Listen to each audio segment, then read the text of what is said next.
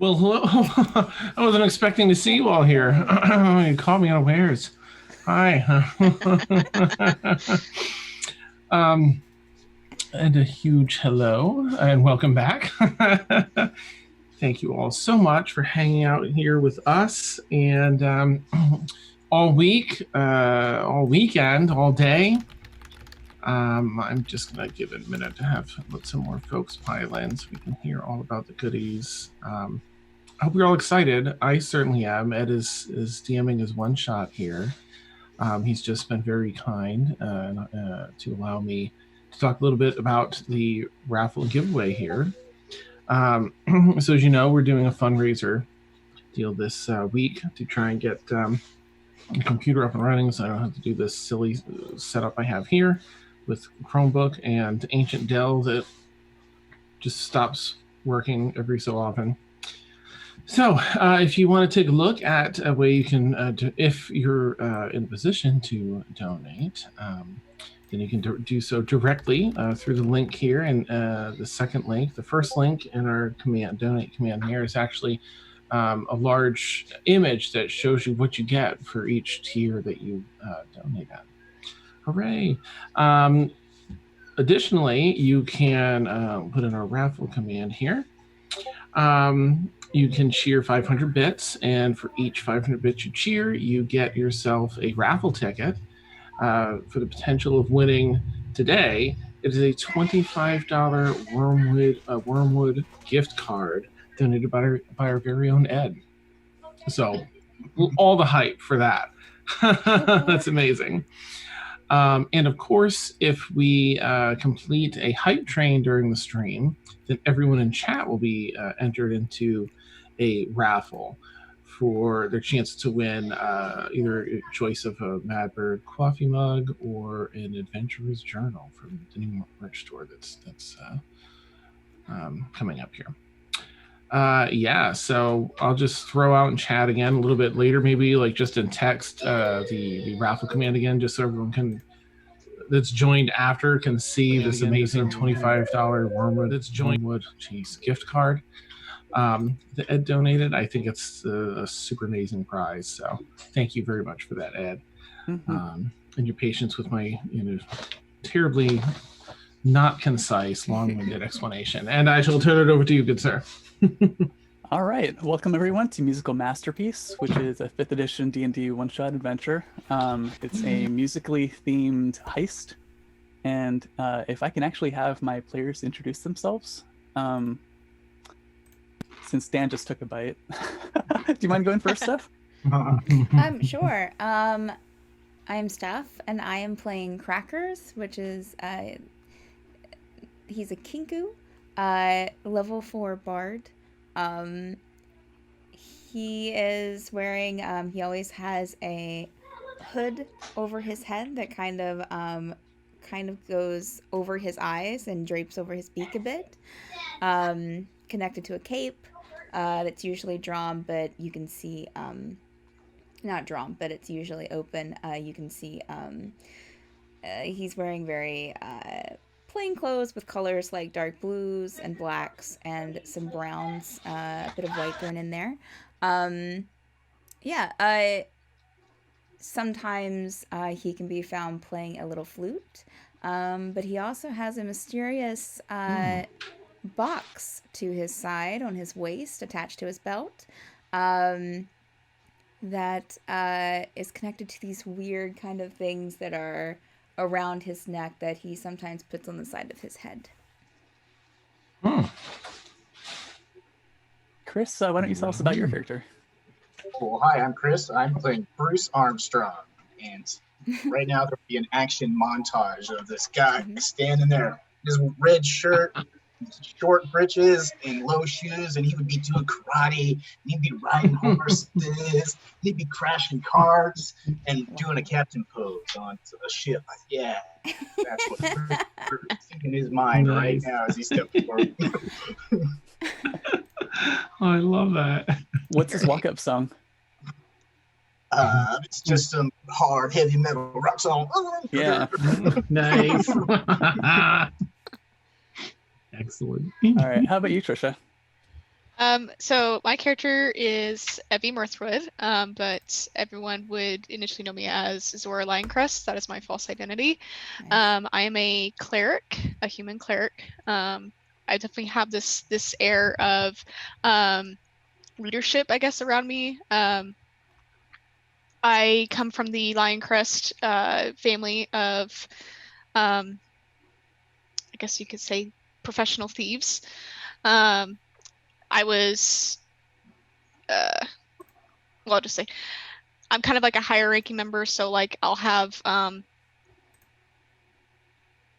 they kind of use like the jackets, I guess, as jackets and patches to signify where we're ranked, and I'm pretty high up there, not all the way at the top, but I'm pretty high up there. I'm very trustworthy with the family.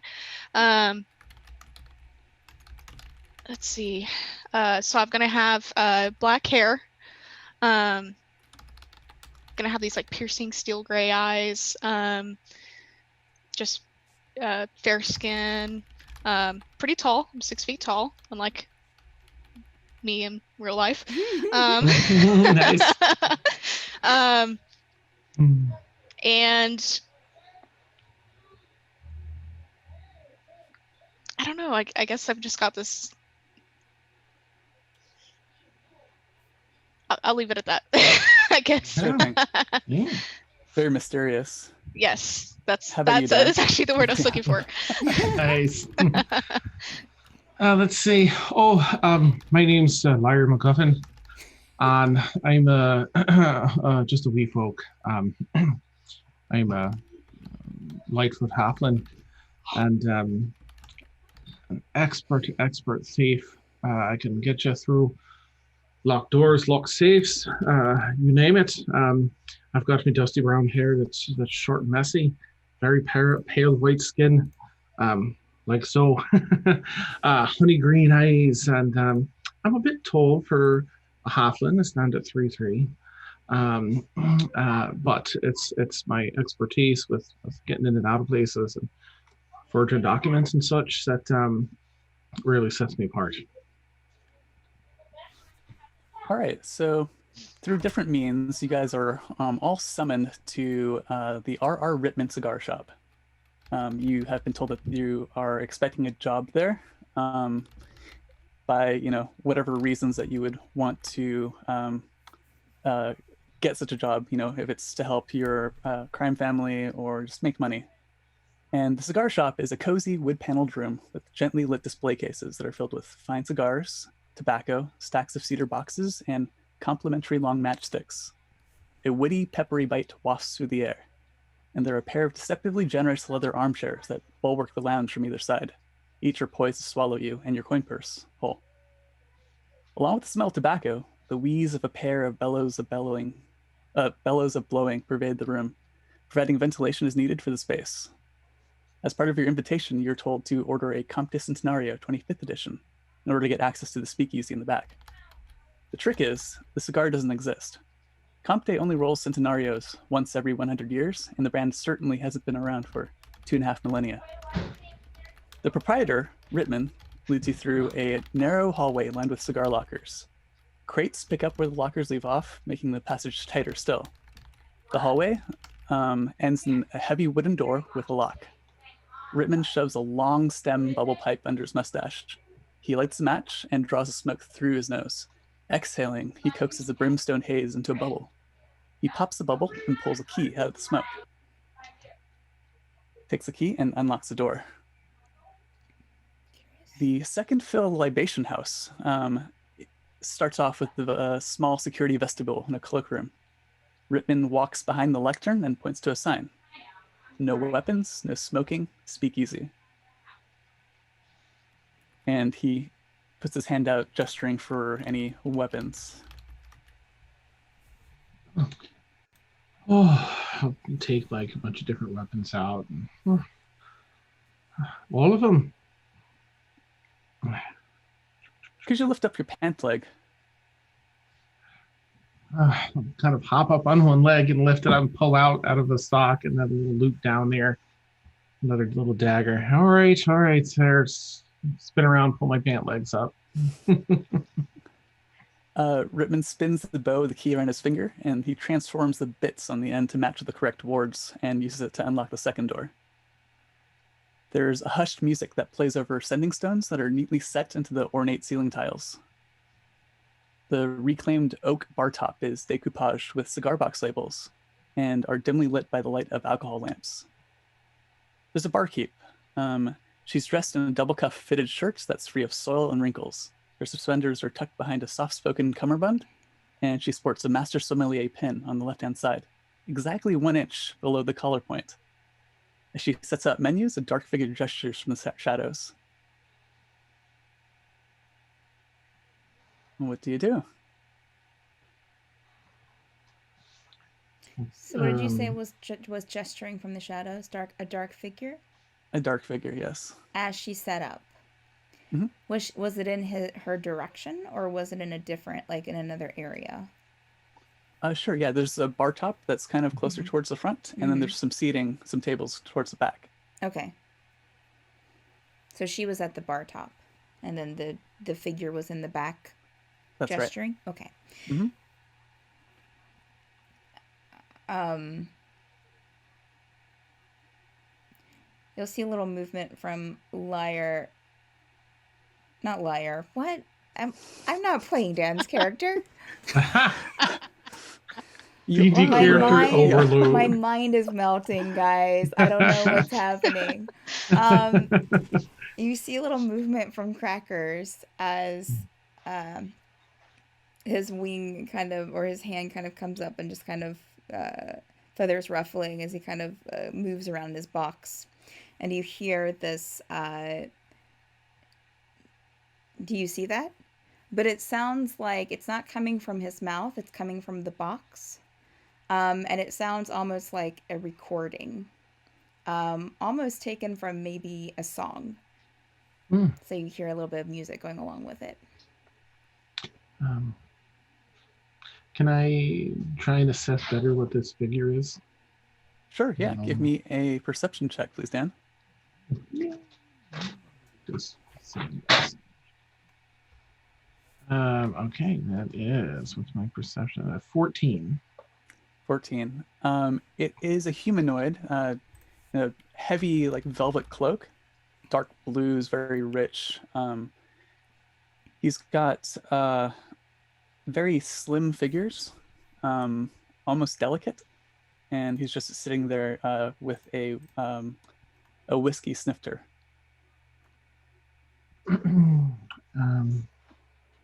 For what it's worth to anyone in the party, I'll be walking over there, and as I kind of get a better assessment, I'll stop and take like half a step back. And I'm going to kind of trail Liar, but stay a few steps away from him. I'll look back. I'll sigh heavily and head over to that figure, if that's where we're being beckoned. Sure. Are you all approaching, or sticking at the bar? Crackers will follow. Okay. I'll stop at the bar and get a drink, and then step up a minute later. He has priorities. Yeah. Nice. What's your drink of choice? I just order an ale. Excellent. To take a moment. Without saying very much, the bartender just kind of pours a not bog standard ale, but a brand that you've heard of at least, and passes it over. As you approach a shadowy figure, he gestures for you to sit down, and he says, "You've all been summoned here to relieve Robert Anhelm of a manuscript. Whether he required the piece by legitimate means or otherwise, my claim on the manuscript outweighs his." Sorry, Steph, I should have prepped you for this, but could you pull up the graphic that says first? What was the name again? Robert Anhelm. That's spelled Robert Anhelm. Oh, nice. It is on the screen. Oh, okay. Excellent. Cool. No, the image is on the screen. Sorry.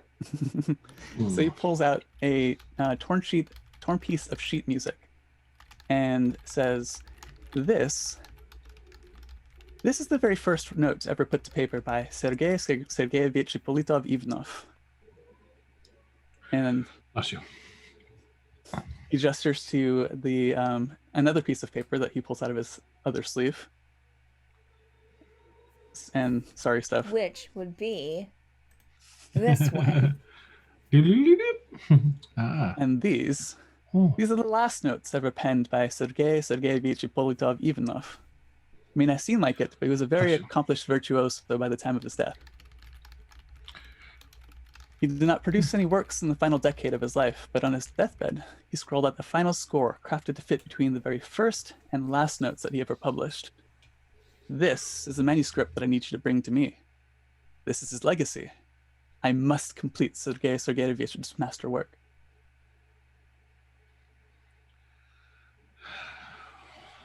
And he details that the manuscript needs to be brought back here to the second fill libation house upon, theft a bit. And he gives you a precise date and time. And the terms are half the fee will be delivered up front, and then, in the form of a drawn note, and then the remainder will be provided in gold upon delivery.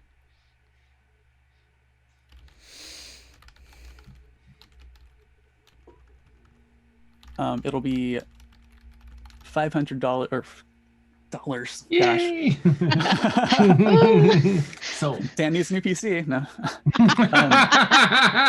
nice. 500 gold per party member up front, and then another 500 at the end. Are these terms acceptable? No, Doc. I'll look around at everyone and see what. Click. Oh, I think it. Reasonable. It sort of I don't see depends why on. All right. Hi.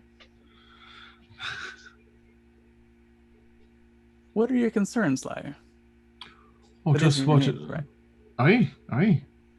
Just what we'll be walking into. What type of security there is there? I mean, it's quite a fee, sure. And I'm probably not going to turn this job down, but I would just like to know a little more about what we're looking at. I understand your trepidations, and I will be putting you in contact with a few of my associates. They tried to relieve Mr. Anhelm of his work of art previously. However, they were caught. They have revised their plan, but since their faces can be easily identified, that's where you come in. Oh, fair enough. I accept. Okay, so he slides over the checks, I guess, to each of you, and then also a calling card with an address for Fingerless Rob and Three Finger Scruggs. Mm-hmm. And fade to... Oh, actually.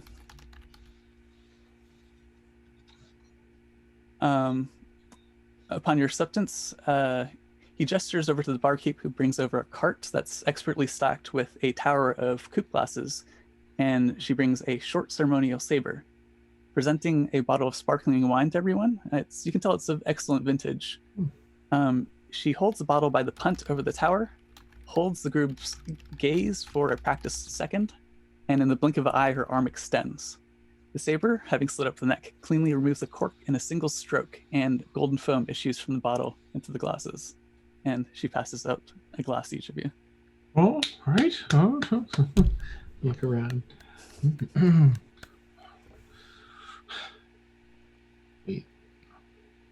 I'll just start drinking. Oh, sorry. Are we supposed to do this together? Nice. To doing Right. business with each of you. Whew. That's fine. Oh, well, you picked the right crew, I'd say. I'm sort of looking up at Bruce, like, right? The muscle, then. You're muted, muted. sorry. Muted. Chris. Mhm. I am definitely lean for my size. I'm just tall. Ah, gotcha. Oh. So Evie might be the more muscly one here. Nice. Right. Oh well, right. I know. Right. I know she's strong. Whew. You look over to Crackers, and Crackers is like shuffling his feet, like kind of dancing, kind of side to side. Oh, you got a tune in your heart. He stops. And then Oh, all right. Now, nice. I'm gonna try and, if I can, be like use that as a little redirection and try and be sneaky about slipping something to Evie. Like a note, or Well, I mean, to let you know, it's going to be my check. Oh, Okay. okay. yeah, Mhm. sure. Mhm. So that would be a sleight of hand check. Blank there for half a second. No worries. That's so terrible. What's my? Am I sliding on the bad? Okay, a 9 though. I rolled a 3. 9 in total. I believe everybody's passive perception is high enough to see Liar try to sneakily slide a check over to Zora. Oh, no, let's drop it. So I assume you have some more Okay. details for us? I don't specifically have more details, but if you visit my associates, they could provide more answers for you. I Right. just need the manuscript. You really think Certainly. so? Can I insight check him to see if he's lowballing us on paying us on this job? Sure, yeah. Go ahead, give me an insight roll. Roll that beautiful bean. Roll. That is a natural 1 plus 2. Can I try to? Sure, please. Mm. Because I'm definitely interested. Roll with advantage for me because of your background. Ah, yes.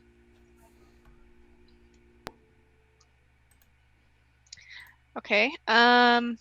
With advantage, I have in my modifier 22. Nice. So Bruce, you think that you're being a little lowballed here. If he wants this piece that bad, it's got to be worth something, right? Definitely. Mm-hmm. And Trisha, you actually with Crackers the nod. If I may, I might try persuading him to maybe offer us a little bit more up front. Okay, you actually know a little bit more. You've actually heard of the composer before, and although he was relatively famous during his lifetime, by modern standards, this composer's works aren't really all that. They do have some collectible value, but you're not really sure if you could necessarily ask for more than that. You could try. I could try.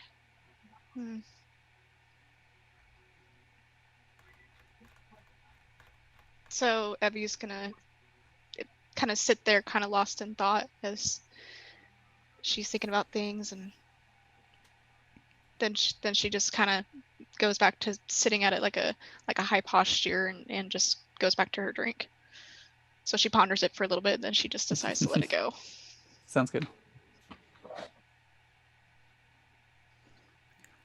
So let's just go ahead and fade to black there, and then we'll move you to the next scene, which is at a warehouse with a pretty tall, like a standing still level desk, wooden, and behind it stands Fingerless Rob and Three Finger Scruggs. Can I ask Evie, just before we arrive, you know anything about this Fingerless Frog and Three Finger Scruggs or whatever the names were? I mean, like, are they trust? Have you heard of them in the business? Could you give And me do an insight check? how about a history check, actually? That works.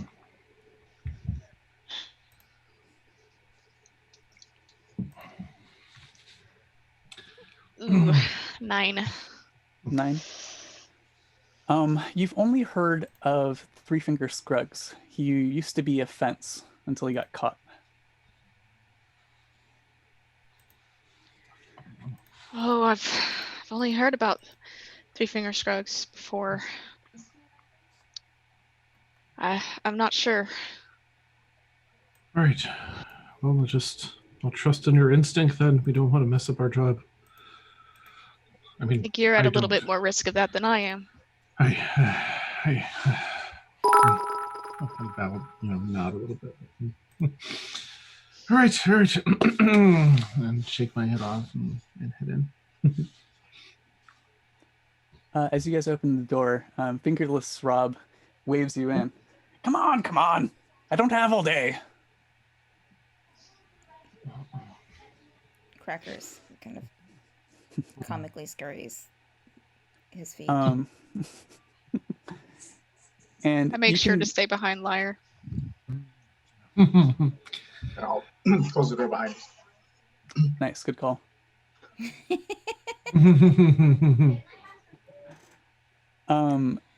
You can definitely tell that Fingerless Rob only has thumbs on his hands.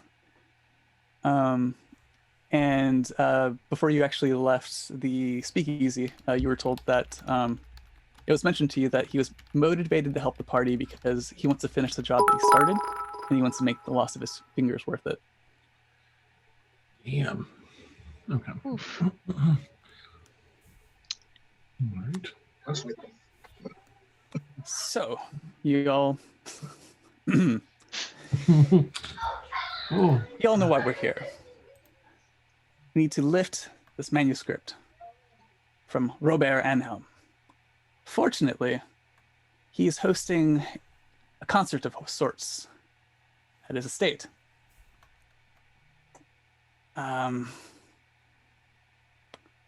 He reaches into a map case and pulls out a relatively detailed map. It's kind of coarsely drawn points, but you can kind of at least tell where the rooms are. Here's the layout. you want me to hold that down for you? I'll just. This guy's sorry. Thank you. Of course. No. And then Three Finger Scruggs says, I'll help you. And then Three Finger Scruggs actually only has 2 fingers. And So many pulls down 3 corner questions. 3. I mean, is it these 2 fingers? Just the middle fingers. It's awesome. They That actually would be are. unfortunate. Oh Yeah. gosh. He doesn't, he Yeah. doesn't have any thumbs, just the 2 middle fingers in each It's hand. beautiful. Oh man. I'll just let go then and back up since clearly they have this figured out now. Right. So The bottom of the map kind of folds up. Oh.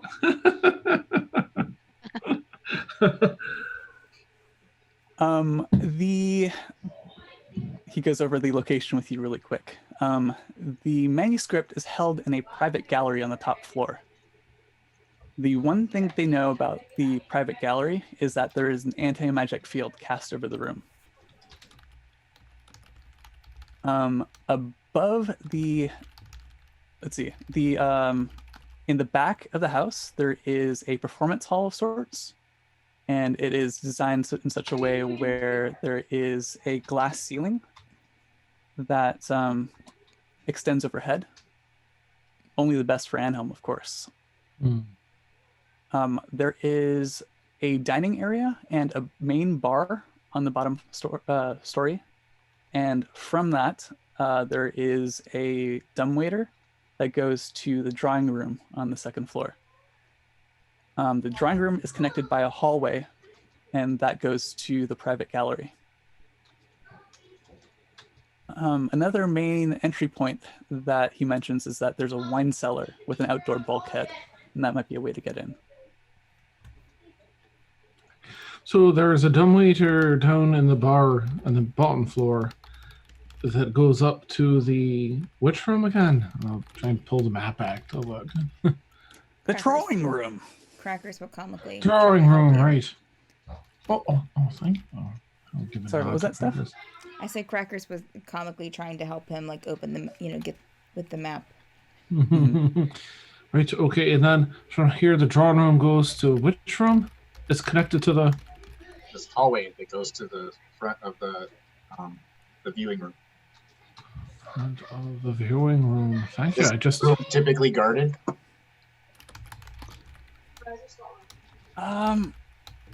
Yes. As far as we can tell, the estate has 2 guards that are patrolling.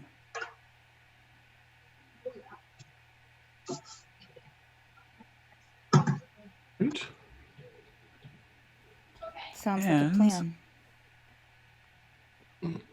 Oh, right, and then the bulkhead that might be away into the wine cellar, was it? Correct. Yes. Yes. What route did you all take, and might I ask how you got caught in the process? Like, just so we know what to not do. No offense. Oh, we didn't get caught here at the manor, at the estate. Oh, wait. Where'd you get caught? Before you got to the estate? We tried to pick up the manuscript while I was in transit. Oh, right. Well, that's a sound plan. Sure. Right? Well, it only left me with 3 fingers. Oh. Click. Hello, darkness, my old friend.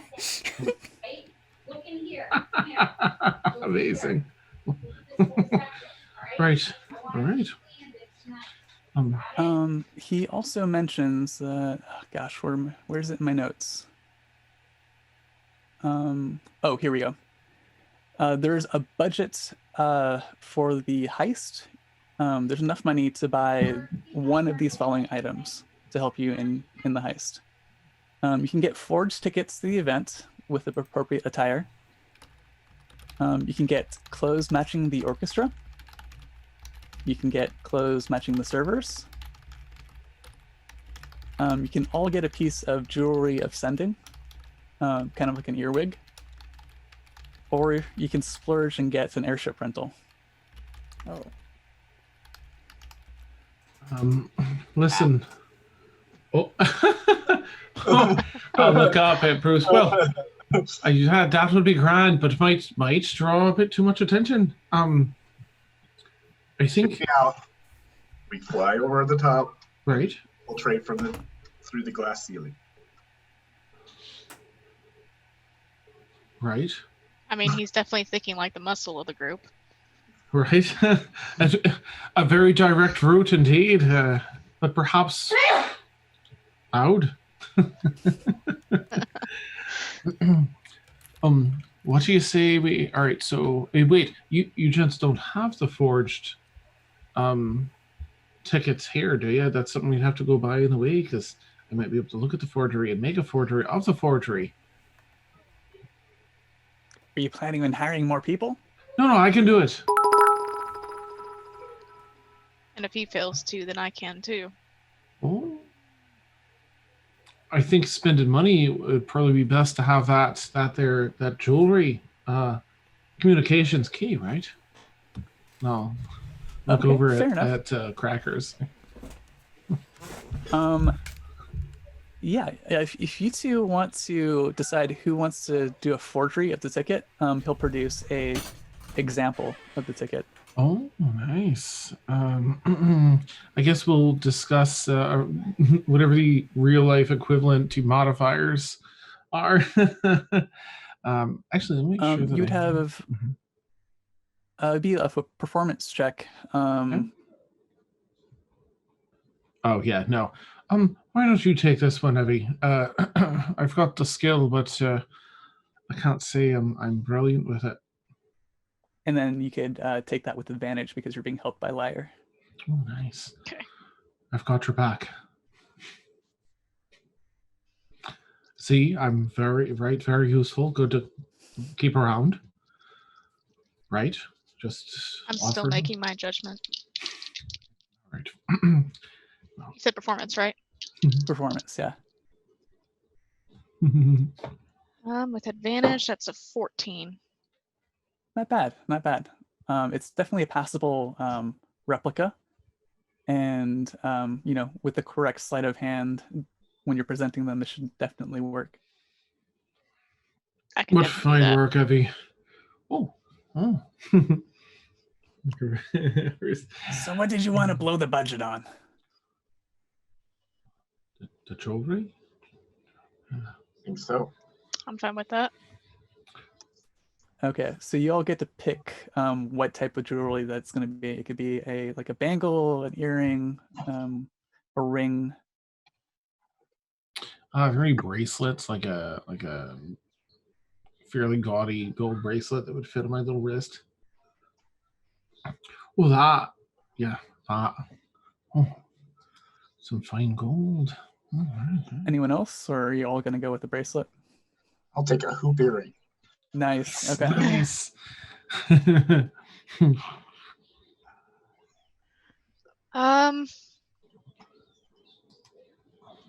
was actually thinking more like a brooch, That's cool. like a if I could, like a golden brooch with like a semi-large diamond in the center. That's neat. I like that. So are we going with the jewelry of sending? Okay. Mm-hmm. Any particular type that you wanted, Steph? Got so far a hoop earring, a brooch with a diamond in it, and a bracelet. Probably a necklace.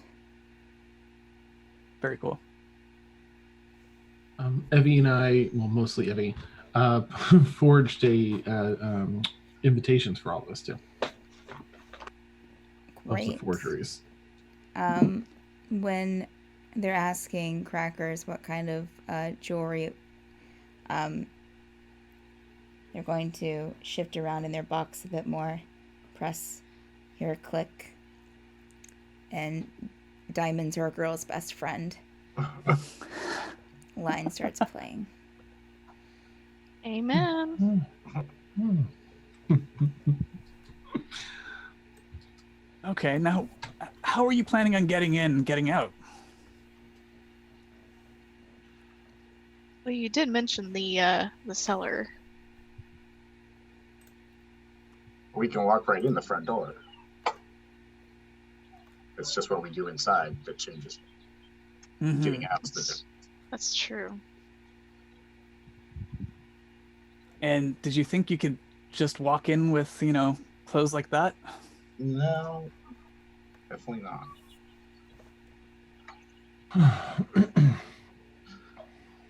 You said there's a performance hall next to the viewing room? Mm-hmm. My buddy Crackers here can play a mean flute. So he could dress like one of the, maybe the orchestra, and that could get him in close. I could do like a waiter, like we go in as rich people, then we costume change over to orchestra guy and waiter guy, and then I could get the guards that's in the hallway. There we go. That Now would we're be some thinking. You guys could then come up and do the lock. Do you guys have disguise kits or anything? Oh, let's take a look. I do. Oh, I don't. Oh, good. Crackers Think- looks to Bruce. I And think we out did from, Hills the, Farm, right? out from the box comes whistle stick. Sing. In other words, he's saying that it's not a flute, it's a whistle stick. But he can also sing. Nice. Okay. Oh. So were we all planning to split up then, or come in from same entrance? Probably split up a bit. Right, splitting up I think is great. All right, that's a good idea. Kind of like, I think I'd make a good. People won't give me a second look if I'm a servant. Oh, that little halfling fella, just serving away his life. Since I've got a disguise kit, I'll go with him. Gotta keep a close eye on you. Click. Yesterday, all my troubles seemed so far away. Awesome. True words, Crockers. True words. So are you planning on using these tickets at all then, or? Oh, right. We could just go on as a fine guest, right? What am I thinking?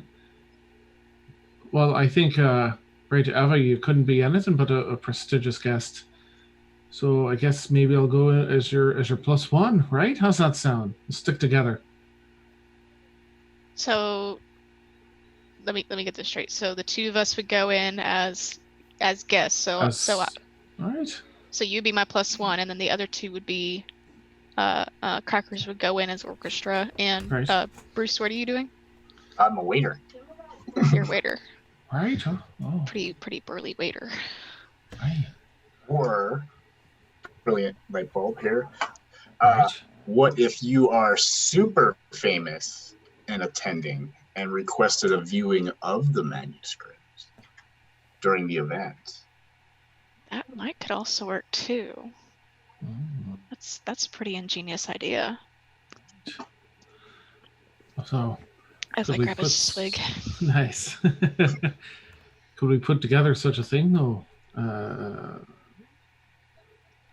Do you have my false identity? So That's true. I could go in. I go in as Zora, Right. and you're my +1. All right. Right. Success of the mission's paramount to me, so. Aye. Okay. Right. That sounds good. So if you're not using these other three, do you mind if we fence them? Don't see why not. Per half, what do you say, 50-50 then? All right. Yeah, you put in some work for them. Ah, We did provide the original, but sure, okay. right.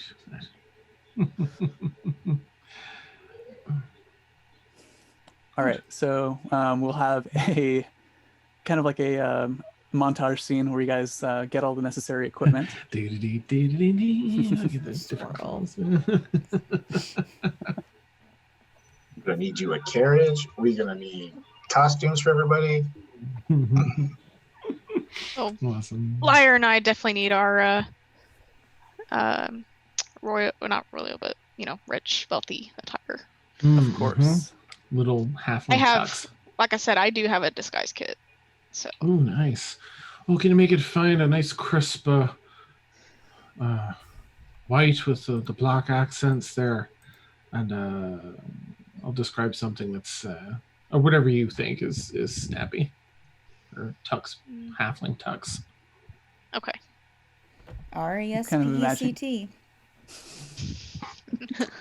Right. I'm kind of imagining a tailcoat with the tails that are much too long for a halfling. Nice. Right? Like below the knees.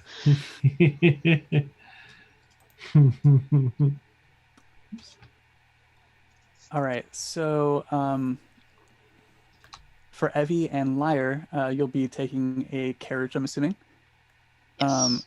Up to the front of the manor, there's a water fountain that marks the front, and then there's a roundabout that goes around, and this is all after a long avenue of trees.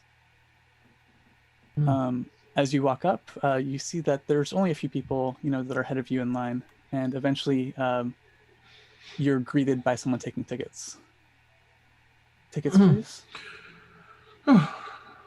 Right, my good man. And I'll pass out with a different accent. I see, for 2. Okay, please, this way. Appetizers and refreshments will be provided. Music will be Give it starting all, huh? shortly. Yes, it was. Yes, Thank you. Indubitably. you're welcome. Please make yourself comfortable.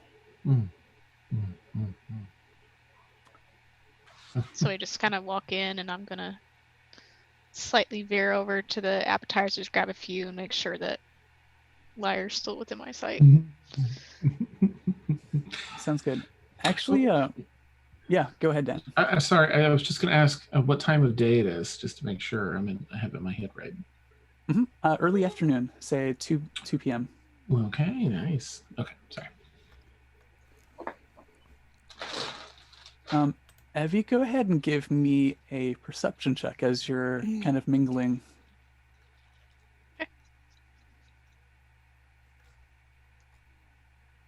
Oh gosh. Mhm. A 9. Sounds good. You see a lot of people that just you recognize from around the city. They're very well-to-do people, so it's a filthy rich crowd. As expected. Nice. Yeah. Now, Steph Crackers is part of the orchestra. You manage. Were you planning to like join the orchestra beforehand and try to get in that way, or did you want to, say for example, knock out a member of the orchestra, or try to sneak in and just join the band? Sorry, this is for Steph. Oh, sorry.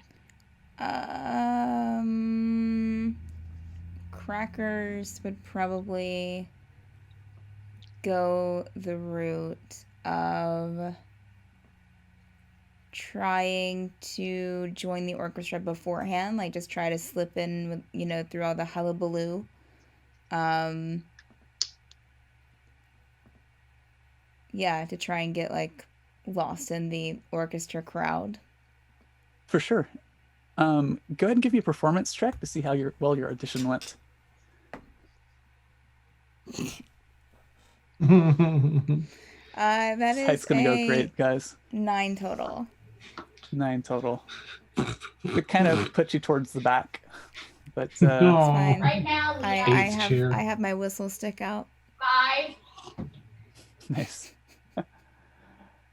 Now, Bruce, what was your tack of getting into the as part of like the servants, part of the catering? So I guess I would be the driver of the coach, and then I would park there, and then I'll just change clothes to a waiter, and I'll just kind of mingle with the waiters and do the waiter thing. Awesome. Go ahead and give me a oh, I'm blanking. Give me a. Let's do a stealth check for this one. Oh, thank you. 22. Nice. Nice. You casually, slip into clothes that fit in and just slide in through an open door and start mingling with other waiters. You have the lingo down, and you just kind of fit in. Nice.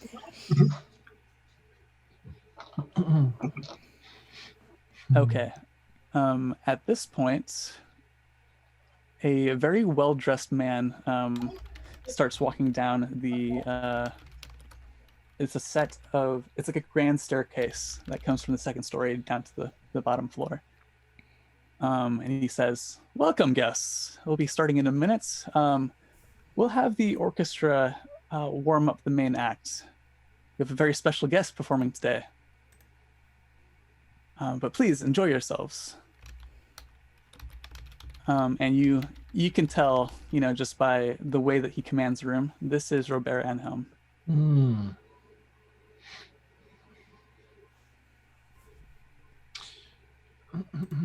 I make a little small talk with people, see if if there's any gossip as to who the special guest is performing. Yeah. Let's do an investigation check, Dan. Oh. Yeah. Well, +6, 12. 12 in total.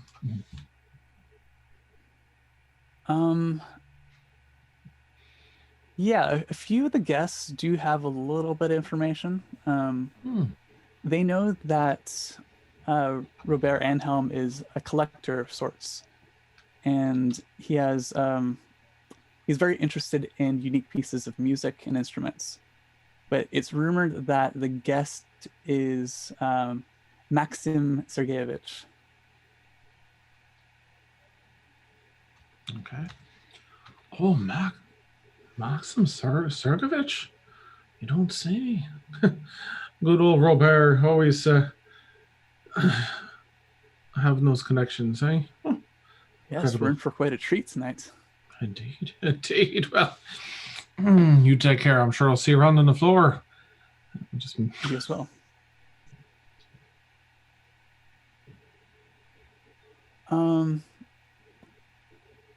Bruce, what are you kind of doing in order to kind of get an angle on the heist?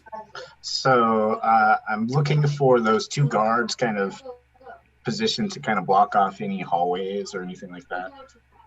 And I'm looking for that dumbbell so I can identify where that thing is and anybody who would be in our way to get from the main room into either the dumbwaiter or that hallway. Yeah, sure. So there is a guard that's on the bottom floor, kind of towards the entrance, and he's just got his head on a swivel, trying to keep an eye on the crowd. And there is also a second guard. He's up on the top level. You can kind of see him. He's right above the railing. So he's trying to prevent people from going straight up the grand staircase and getting access to the second floor. They're being very overt. It's pretty easy to see them. I'll try and like offer that guard up there a drink as I kind of go by or I notice him. I'll offer him a drink every now and then to see if you take advantage. Mm-hmm. Oh, thank you, sir, but can't. I'm on the job. No, it is. Okay. Did you want to roll a persuasion check? Sure. Absolutely. I'm not great at it. 12. Okay, look, maybe a little. He's not paying us very much, so I'll take any tip I can get, right? Yeah, there you go, buddy. And he takes a quick sip of whatever you offer him. But thanks, that's probably all I can have. I'll be back around. All right, I'll see you a little later.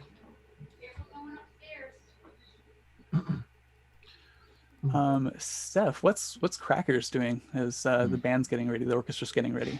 Where are they at? Are we on stage or are we in the back?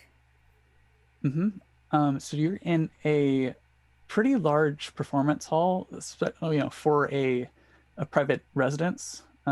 It's very well lit because of all the natural light that's coming through the glass ceiling. Is the orchestra currently performing, or are we just getting ready? You're getting ready at this point. Okay. Crackers is going to be overly moving around as they're playing their stick whistle.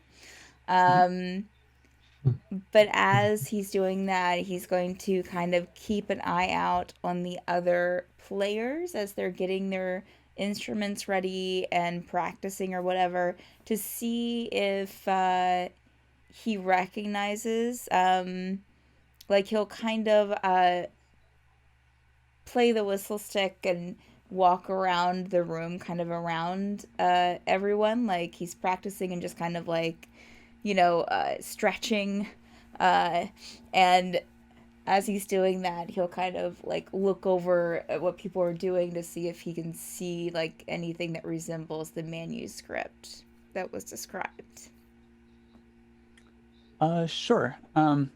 You'll kind of take a quick look around.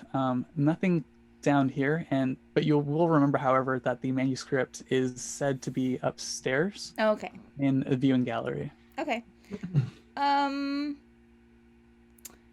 Then not seeing anything, he will look around for a staircase going upstairs. Is there one in this room? The only staircase is the one that goes from the foyer, straight up, and that's the one with the guard in front of it that has been served a drink. How far are we away from the foyer? Not too far. Probably, let's just say 15 feet. If there's a room, a little hallway, and then foyer. Okay. Crackers is going to rustle around in the pouch by his box and slip something into the box and tap someone on the shoulder. And when they turn around, we'll Presset bathroom? Oh yes, right this way. There is a bathroom right here around the corner, on the other side of the foyer. Crackers will comically shuffle or follow if they're walking. If not, we'll kind of start off in that way.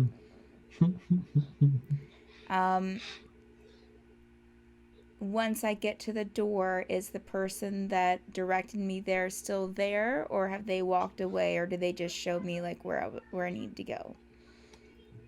They kind of just pointed you in the general direction and went about their business. Once I get to the door, if I look around, is anyone watching me, or is there anyone around that is in my sight line? Yeah, so in the foyer, there's still a few guests milling about. There is a guard at the very bottom and a guard at the top. Okay.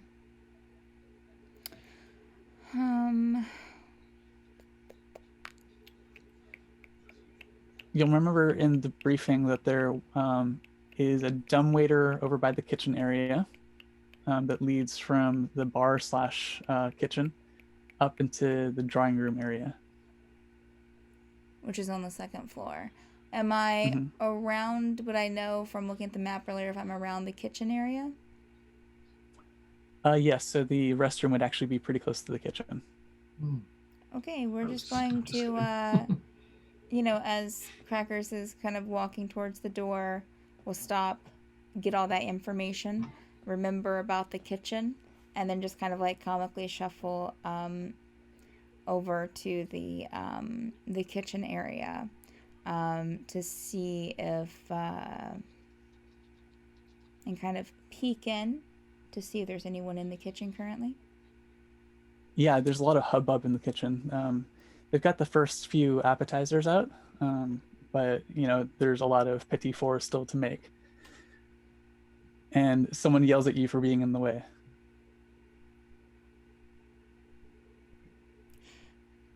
Great. Listen, we already told the band manager that we'd have the meals ready at the end of the performance.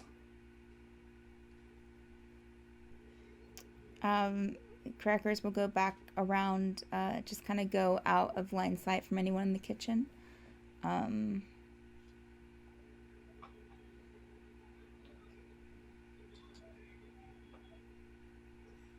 Hate strategy. I'll probably message through to you by, has anyone found anything yet? No. Help. Get this guy start drunk and Help. use the bathroom. Help. Shite. Ivy, Crockers needs help. What room? Where are you? Where, Crockers? Come in. Some kind of random song lyric of like something about grabbing food, like something about food. Where so she's in the dining hall, I think, or the kitchen. We can probably get back there, right, Evie? We shouldn't have any trouble. We can demand some food. Oh, right. Zara. Yes. Do you think we should go to the kitchen then and see if we can, or dine in? Oh, I guess we're in the dining here. Should we go to the kitchen and see if we can find Crockers? Maybe they're cooking him. Maybe they're cooking him. Maybe they mistook him for dinner. She grabs like one more appetizer off the table and she goes with Fire to the kitchen. Oh, right. I'll kind of scurry through. That bird's just too hilarious to be eaten for dinner. Right, I'll scan the dining area. If I don't see him there, I'll check the kitchen. Crackers Sounds will good. be like standing a couple of feet from like the doorway of the kitchen where people can clearly see him from the kitchen, and he's just going to be like shuffling and dancing. Sora just kind of gives this look. Before we get there, Is there something that Bruce is doing? Yeah, Bruce is making his way down there as well. Okay, He'll come up from behind. sounds good. So you guys all approach the kitchen area. Sorry, is the public personality Evie or is it Zora? Zora. Zora. Okay, That's So- the false identity. gotcha. Go ahead and give me another perception check. Okay.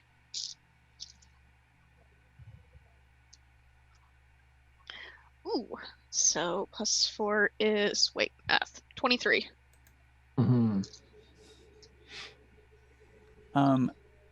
As you're approaching the kitchen, you see somebody working in the back that seems kind of familiar. And as they move, you see that she has an armband tattoo on her left-hand side, actually, and it's a red ring flanked by 2 gold rings.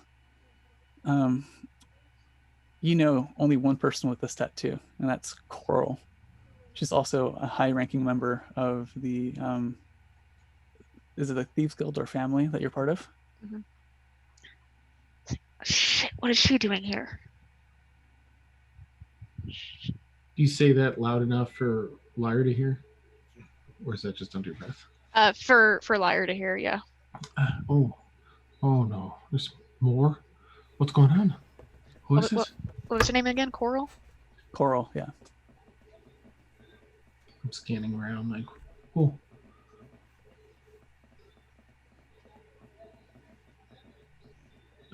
Is it someone we need to be worried about? Coral's here. She's Coral. a high-ranking member of the family. Oh, for fuck's all right. I don't know what she's doing here. They didn't tell me she was going to be here. You don't think they're trying to make sure I complete the job too? I mean, surely. Trying to poach our gig. That's what they're trying to do. Nice. Trying to steal our stuff. So I wonder. if you don't like her very much, I can go knock her out. Nice. Someone's a little thirsty for blood here tonight. Nice. Hey, that's what Bruce does. Awesome. If I may, I'd like to kind of slowly walk over to her and just kind of casually say kind of come up next to her and say, nice party tonight. It is. Excuse me, miss, but the appetizers are out in front. Oh, believe me, I know. I've already had some. Oh, it's been a long time since you joined us, Sora. How many years has it been now? Oh, maybe about 5 or so. I've lost 5 count. years. Sasri tells me that she's very pleased with your progress and growth. Your unique talents are unmatched, and you've carved quite a niche in the organization. Yes, I have. I'm quite pleased with where I'm at today. Well, in order to determine if you're the person to fill this niche, she's asked me to pass along a test of your loyalty. Sasri And could what- care less if this contract is completed or not. The manuscript is useless to us. It's diversion at best. The real target is the Marquis Amari violin. That's what I'm after. And Sasri couldn't care to tell me this information. Sasri needs you to take the fall for this job. And why is that? We have never had an opportunity like this to steal this violin, and we will likely never have an opportunity like this ever again. Your reputation is good enough to appease the dogs of the law. You know what you have to do for the family. Your sacrifice will be remembered.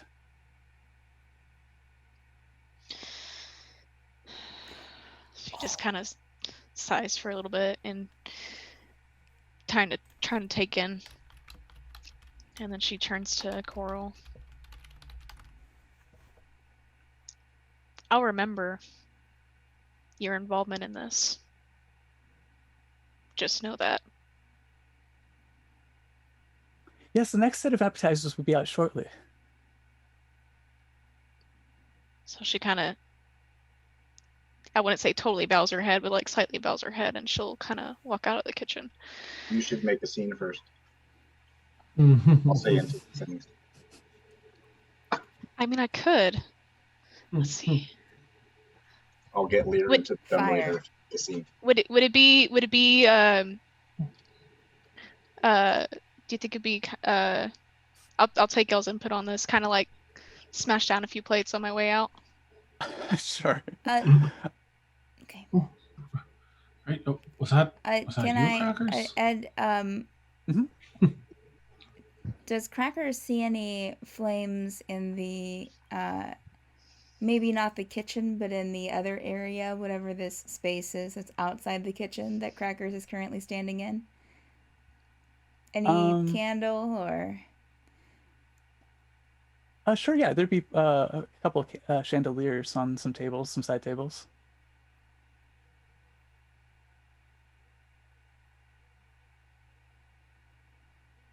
Within 60 feet? Well, I mean, I guess I can walk over to. Mhm. Yeah, but I want to you're good. stay within 60 feet of this, and I'm going to do pyrotechnics.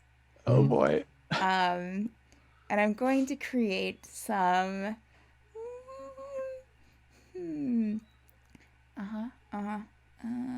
Yeah. Mm-hmm. Okay. See if I can. Yes.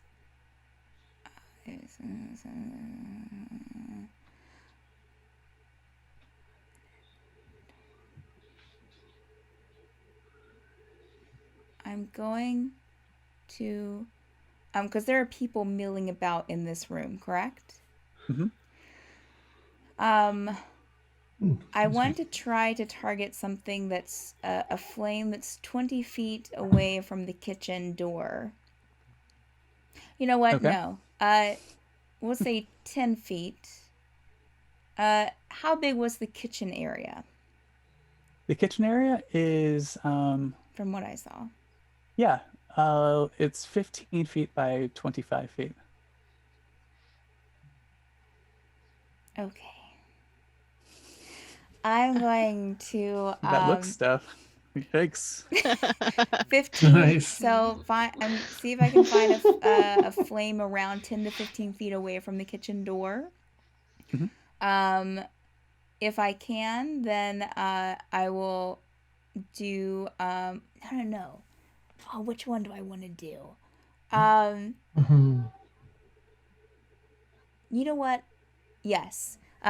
Find a flame about 15 to 10 feet away from the kitchen door and do smoke with my pyrotechnics, which is a thick black smoke spreads out from the target in a 20-foot radius, moving around corners. The area in the smoke is heavily obscured. The smoke persists for 1 minute or until a strong wind disperses it. Nice. Nice.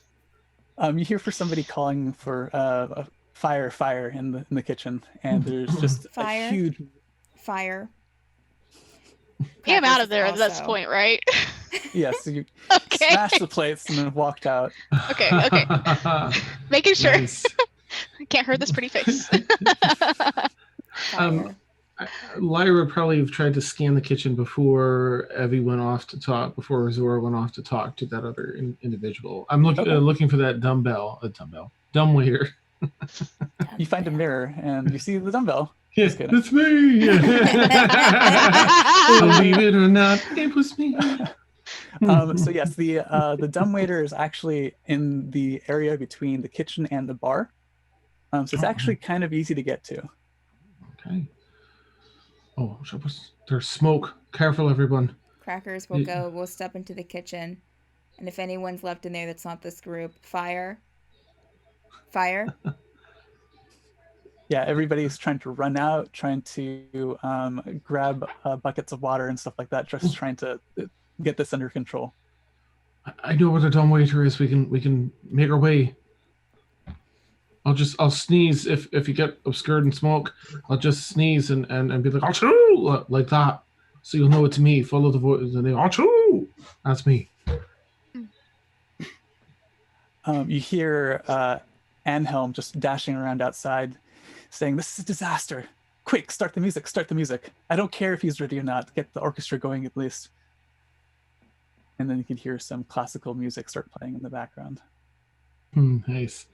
I'm gonna hustle my ass into the dumbwaiter and I'll wait. How much room? I mean, is it like one person at a time dumbwaiter? Like, you know. It's pretty comfortable for Lyre because Lyre is a halfling. Nice. You probably just stand up in there, no problem. But everybody else will probably be a tight fit. Okay.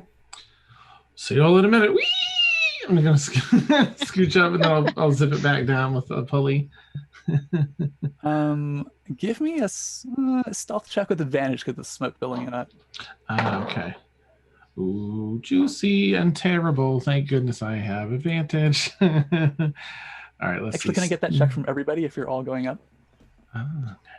What was it again? Stealth, please, with advantage. It's a 24. Nice. My other roll was a natural 1 plus, whatever. And you said Lucky. stealth? That's right. With advantage, 17. Okay. 14, okay. 25 total, natural 20. Nice. Yes. Damn. Yeah, so overall, you guys are sneaky enough to get the entire party up to the dumbwaiter. And this puts you actually behind the guard that looks out over the railing. Let's see here. On the top story, you actually see a massive chandelier that's hung over the foyer. There's an impressive amount of crystals on it, and it's attached to an equally impressive sized beam. Let's see here. On top of the railing, or not on top of the railing, on that second level, there is a hallway that you can see that leads down and then towards the right.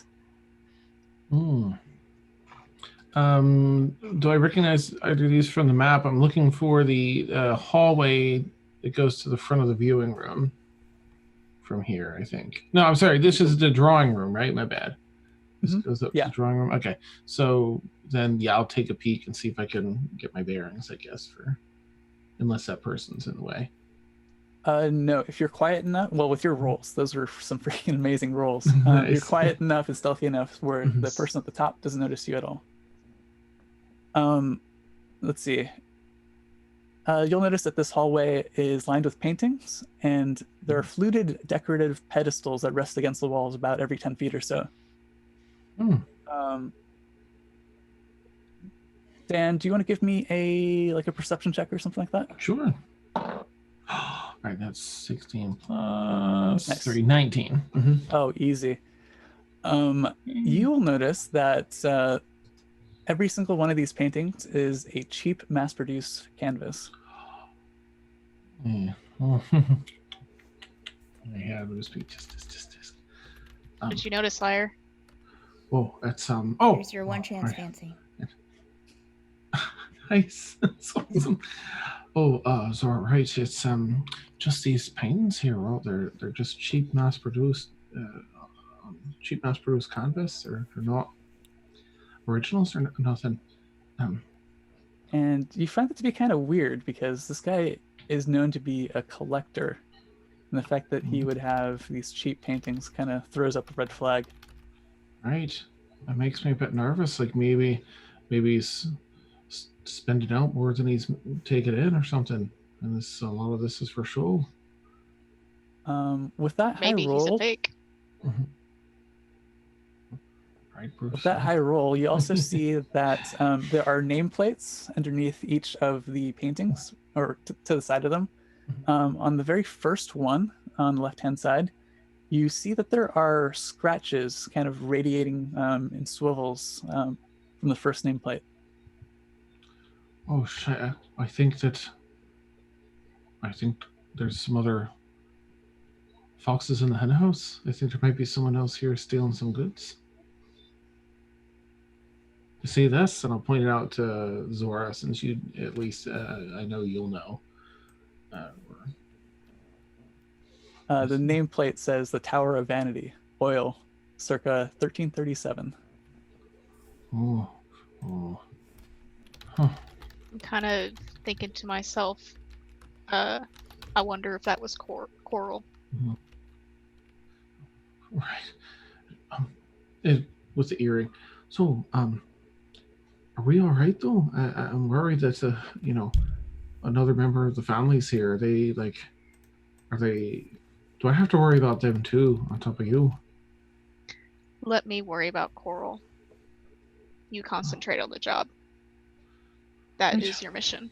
Right. Well, listen. I'm here to help. If you need any help, let me know. I'm here to support you and make sure the job gets done. And I just want to prove that I'm, good to have around and keep here on the face of the planet.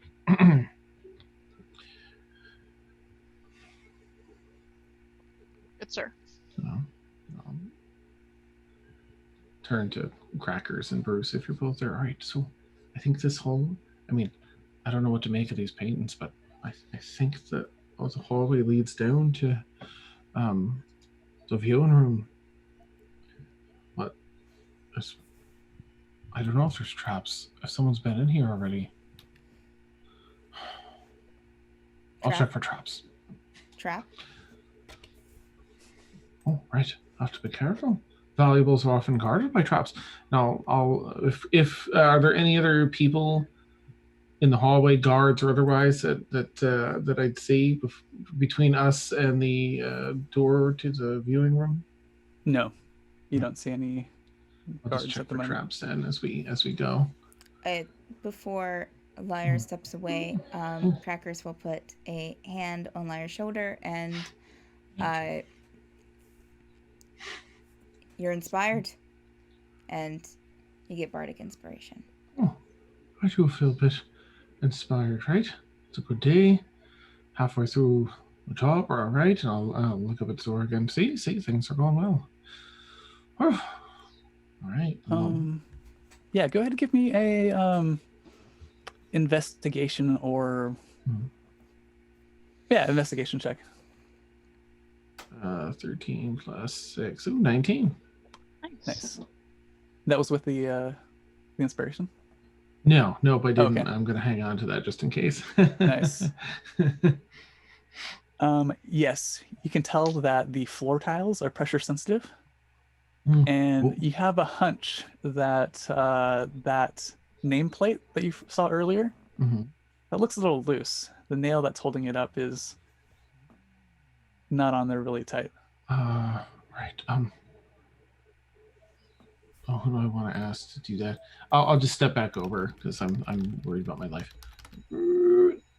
Twist it or pull it and see if there's any mechanism to it to disengage.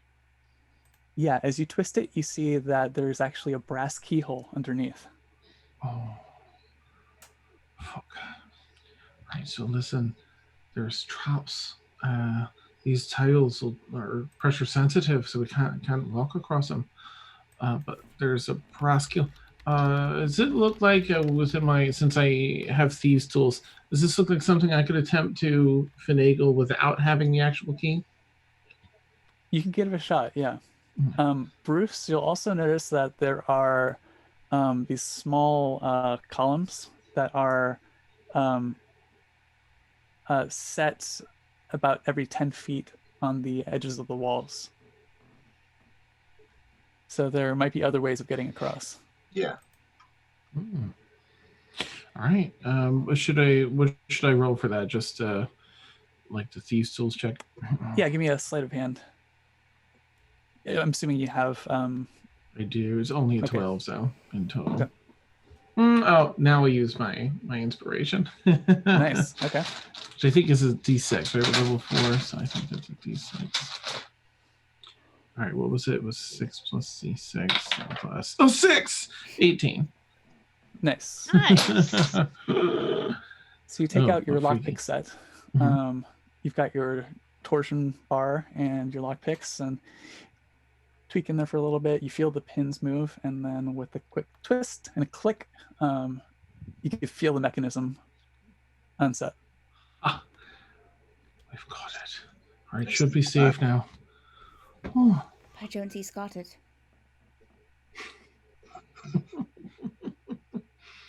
Right, let's make way before someone comes and sees us. I'll go first. Good idea. Okay. So as you proceed down the hallway, you notice that the canvases don't lie particularly flat. There are sharp points that protrude from behind the canvases. Okay. Oh, there it is. That's why that's so cheap. It's used for spiking people to death that go down here. It shouldn't. As they go down the hallway, Crackers kind of goes overzealously from like one wall to another, like they're trying to be sneaky and like press up against the wall, and then they'll just kind of shuffle along and press up against another wall. And then do like, because they have high acrobatics, do like a roll on the floor a couple of times. Nice. Until they get up to the group. I'm imagining the Mission Impossible theme. That's all we can afford, Nice. Dan. Yeah, that's so true. That's awesome. Nice. As you proceed down the hallway, you'll notice that there are also some shields with the Anhelm family crest on there. And also, as you turn the corner from the hallway, there are 2 suits of armor in front of the viewing room, the private gallery. Oh, wait. All right, so listen, I once had this job where these things bloody sprang to life. You've got to be good. But Bruce, would you mind just?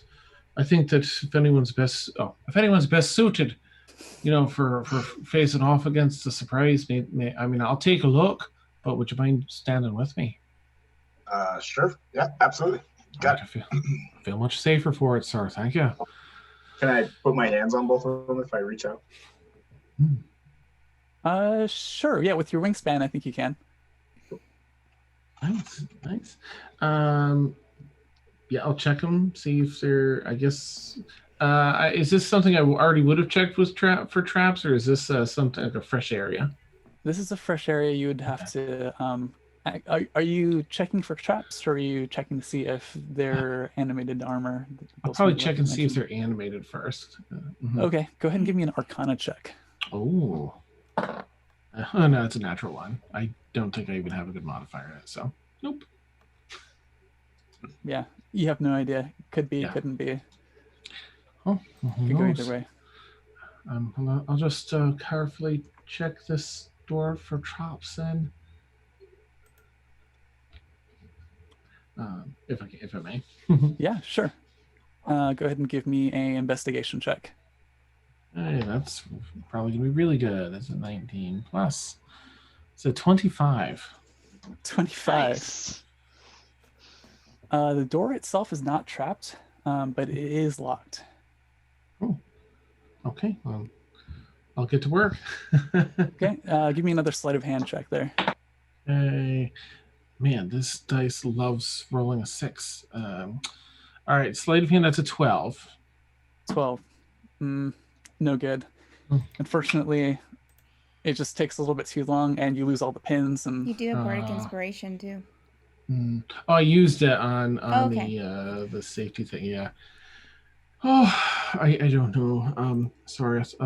Perhaps one of you has some lockpicking skill. I thought I could get it. Oh. Crackers will walk up to the door, and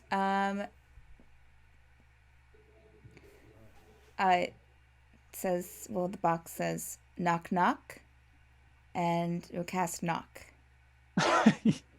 Nice. Nice. Oh. You're a click almost immediately, and with a slow groan, the doors open just slightly. Crackers will step back and give a very deep bow to the group, and then a turn around and this. Nice. Nice. Awesome. So cool. Bravo. Good sir. All right, let's get inside and see. Take a look around inside and let's nice. Okay, so as you look around inside, this is a combination armory slash private gallery. So you see a bunch of stringed instruments in display cases all the way around, and then there's also very rare manuscripts that are also in display cases. Right. Let's split up and we'll take a peek around for the thing we're looking for. Can I look and see if the violin is in here?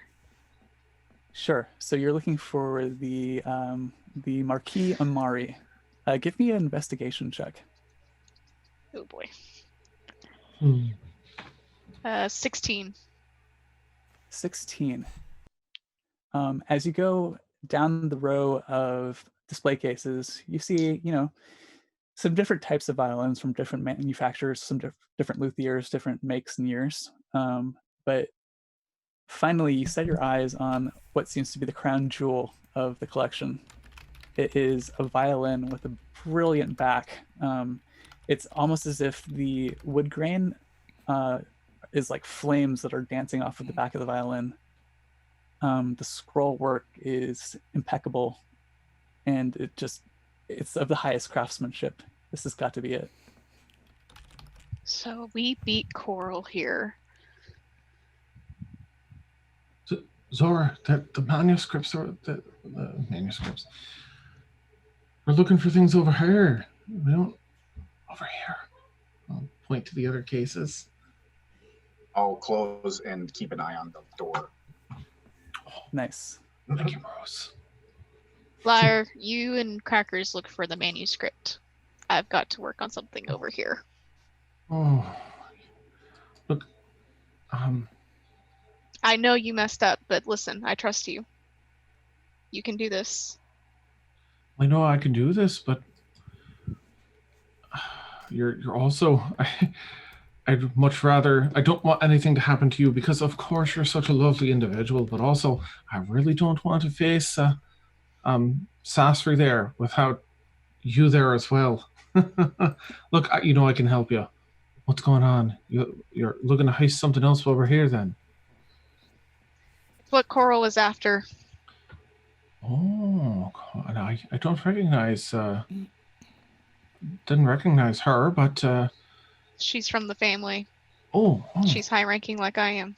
Ah. Oh, good. So you're trying to make sure you get to this first, right? I like it. Yes, I am. Because my reputation means a great deal to me. Indeed. That's quite a reputation. All right. Well, look, I want to help you succeed. So when we face Sasri, I can just have another little feather in my cap. And We do still have a job, though. Yes, right. Okay. I'll hit the button. Crackers, have you seen what we're looking for? The musical composition. Do I see it in this room, Med? Yeah, give me an investigation check. Okay. That's an 11 total. You take a quick look around and gosh, without knowing exactly what it looks like, it's going to be hard to find the correct piece. Anything, Crackers? The results are hypothetical. Oh, all right. Zora, don't touch any. I mean, I trust you, right? You know what to do. If you need a hand, just tap on the earring. I'm gonna help Crackers find this composition. Mage hand. Doesn't work. No. What? He was replying. He was replying mage hand. Oh, I'm sorry. Oh, okay, gotcha. So, right, and I'll come around with Crackers, kind of walk side by side with Crackers. All right, so that looks like no, it can't be this. Oh, right. Do I need to do a check? For looking around. Sorry, I got distracted with Mage Hand. No problem. No problem. Yes, to look around for the musical composition. Sure, yeah, give me an investigation check. All right, fingers crossed. Oh my gosh, another 19 plus investigation 6, so 25 again. Yeah, I like that dice. Nice. One's behaving, one's not. Okay. There is always dice jail. Yes, true. With a little bit of looking around the room, you notice that there's a little alcove in the back that's kind of set away from the bright light of the room. And in there is a glass case, maybe about 8 inches by 8 inches by 8 inches. And it's got a very small piece of work in there. And it's labeled, you could tell that there's part of a name there, Sergeyevich. Oh. I think this might be it. Hallelujah. Nice. Right. Bruce, I think we found it. Is any sign of anyone out in the hallway? I don't know. Anybody's time? I'll make a perception check. Yes, please. 14. 14. You're pretty confident you don't hear anything outside. Everything seems quiet. Coast is clear. Are we going through the front door? Right. Well, I think we found the composition, but give me a minute to take a look, make sure there's no traps around it. Right. I don't think would be good. And I'll just, if this is its own alcove, I'll just once again kind of check for traps. Because I'm extra nervous rogue type. That's not great. That's not great. That's an 8 in total. I rolled a 2. Looking for love in all the wrong places. Awesome. Again, you're not too sure. The style of some of the devices that you've seen here are probably not quite in your wheelhouse. Okay. Zora, I don't know if you're still busy over there, but I could definitely, I think I found the composition. Could definitely use a hand check to make sure the area is safe. I'm not really familiar with much of this. I kind of reluctantly say, yeah, I'll be over there in just a second. I'm going to pause it right there. And Zora, I'll give you DM inspiration if you don't help out Liar. Wow. Juicy. I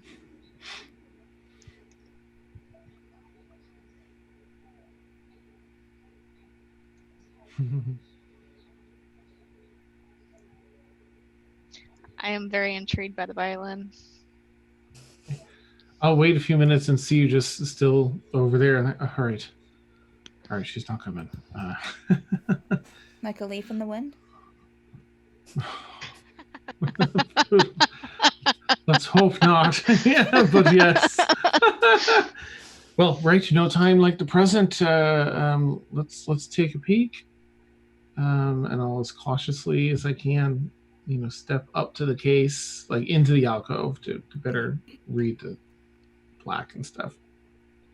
Before you do that, can I look around for something to bar the door with in case this sets off an alarm?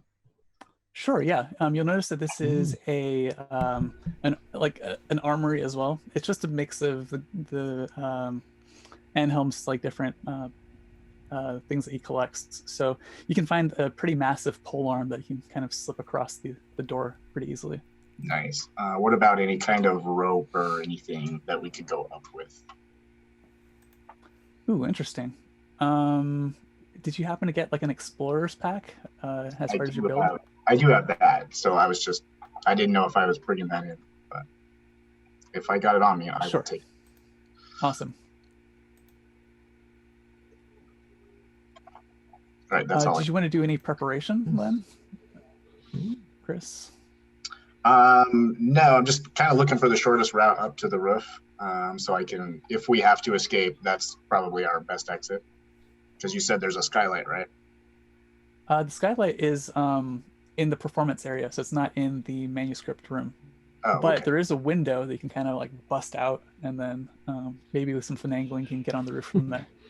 Okay, then yeah, that I'm just looking for a place to tie rope and to bar the door and keep an eye on it. Sounds good. Yeah, you do that really easily. Crackers, what are you up to? I am. Crackers is helping Lyre, inspecting. I guess looking. Just kind Okay. of standing over Lyre's shoulder, just kind of like cocking its head bird-like. Why don't you give me a history check with advantage? Could you what type of bird are you, Steph? Kinku? Okay. I mean, I'm thinking just like almost like a large black, like a black raven, black feathers. Perfect. You'll get advantage on this check. Great. Oh, that's rough. That's rough. What was that was history? Yes, please. That's only a 10. I rolled an 8 10? and a 9. Oh. Yeah, you're pretty confident this is the piece that you're looking for, but you can't really tell too much more about it. This is it? Oh. Right. Does this look like any type of? I mean, as far as removing the composition from this case, is this something I've seen before, or familiar with, that I've engaged with before? Yes. Since this is a personal collection, you look around the base of the case, and you don't see any hinges or anything, so you're pretty confident that the glass cover just looks straight off. But yeah, short of that, you don't know very much else. All right, my internal red flags are going to go off, I think. Like, all right, now it looks like this will just pull off, but if they had bloody darts hidden behind paintings for folks walking through the wrong area, then I think that someone's specifically here to lift the case off. I'm just going to check just this. Oh, and I'm just going to check just, if I can, if that's not overdone, check this particular item, like the lifting off and base here, for a trigger or trap. Okay, give me another investigation. Oh, that's much better. I did 17. I think I have a 6. 23. Oh, yeah. There's no trigger on the glass case. All right, I will slowly lift the case off. You can do it, little mama. You can do it. Ooh. I'll lift it up and hold it straight up and step aside for see if Crackers will pull the actual composition off. And then I'll put this right back down. Nice. And Crackers will attempt to help. Are you going to pull? There. Actually, at this point, did I just screw myself with the design of this? No. No. Okay, good. The way this works is that, yes, there is a glyph of warding underneath the manuscript. It starts sounding an alarm, which rings a bell that you can hear. Alert. Grab it, pack it. Abandon. Did you grab you have the composition? Did I grab the composition, Ed? Okay. You've got it. Put the case back down. Right then, all right. I'll hustle over to Zora and let Bruce know. To Bruce, okay, as I'm sure you hear that. Oops. So we've got the composition, but we won't be expecting trouble. So I'll trust you to do what you do best. And I'll head over to Zora. Sorry, Bruce. All right, polearm goes in the door. I start making my way towards the door and just grab a random heavy object and chuck it at the window. Nice, awesome. Zora, did you get your thing? And I'll be running over to you, like looking to see if you got your. You can probably just smash it now and take it out. Can I just smash it now? The heat is on. Can't just smash. You can't just smash it now, but let me really quick have Bruce through. You'll grab like a smaller weapon that kind of has a big hook on the end, off the back of it, kind of like an axe. So you can attach that to your rope, and as you bust the window, give me an acrobatics check to see if you can make it to the roof. That's so cool. Flying leap. Oh, lame. I got a 9. So True. the axe goes out the window, you hear a clack, clack, clack, and unfortunately it slides and it hits the side of the building dangling. You can give it a shot in a second, but Zora, go ahead and give me... you're just grabbing it at this point? I'm assuming that there's a case over it, so am I just going to lift the case to grab the violin? Mm-hmm. I was originally going to ask if I could use my forgery kit, but clearly that's not going to happen right now. Nice. Yeah, unfortunately, I don't think you can... I'm just going to have to grab it and go. Yeah. So, yeah. Do I need to roll anything or? No, you can just grab it. Okay. At this point, you can kind of hear some footsteps out in the hallway. Steph, anything for Crackers? Crackers is just following Lyra's lead. Okay. Bruce, did you want to give that another shot? Yeah, absolutely. Mm-hmm. You've got this, Bruce. Acrobatics again. Yeah, 17. Woo! Nice. So this time you lean out a little bit further and you get a bit of a better bearing on it. And as you toss it out, you see that's going off kilter slightly, and then you just tug it and it catches right at the end. So you give it a couple of tugs and you're pretty confident you can support your weight. And out I go. Up. Nice. Okay, very good. On the roof, you can see that it's kind of like a red tile roof. It has like gutters, and then at the end of each gutter there are some statues. Lyra, what are you up to? I'm hopefully approaching Zora. I need to make sure that she's there and gets out of this A-okay along with me and the goods. So, right. Oh, all right, you got it. I think Bruce. Where's she? I'll look around. Oh, right. The window. That's you, right? Right. Yeah. The roof's clear. Head on up. Oh, right. Right. Roof. Zora's going to say that she is going to go first, or at least before Lyre. Of course, right? And I'll slow down and let you run past. Okay, so you've got a violin and a bow. True. And there's a rope. True. Nice. Can I not hold on to both of them in one hand, or do I have to double hand it? You could definitely hold it in like the violin and the bow also in the same hand. You will make that check with disadvantage though, because you're kind of one-handing that rope. Right. Okay. Would that be acrobatics? Sure. Yeah. Okay. Disadvantage.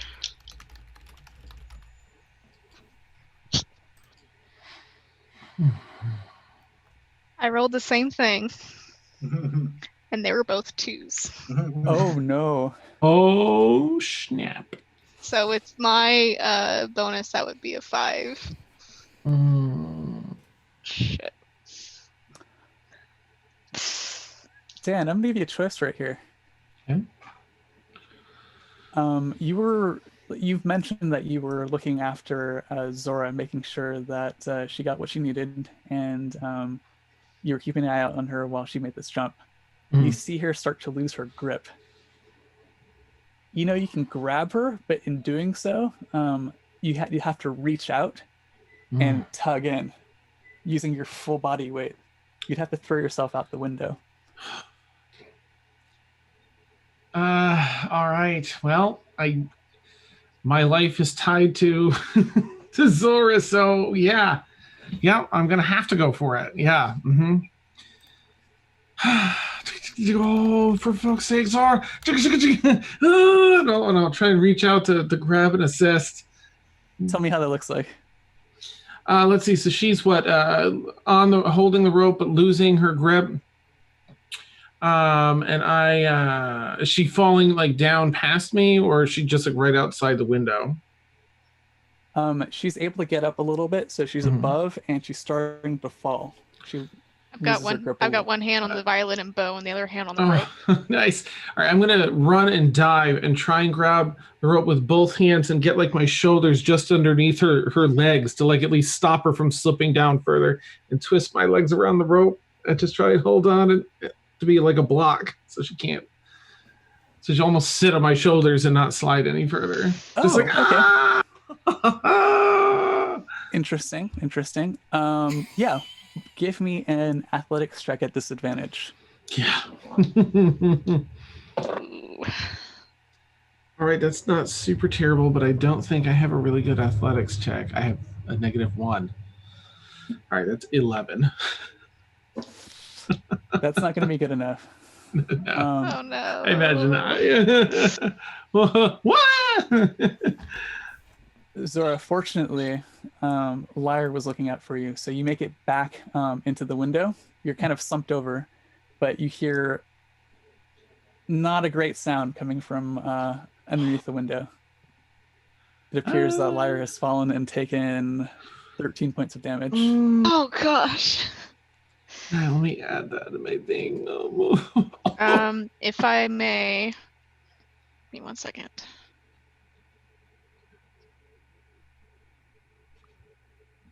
Crackers, you're hearing some banging coming from the door.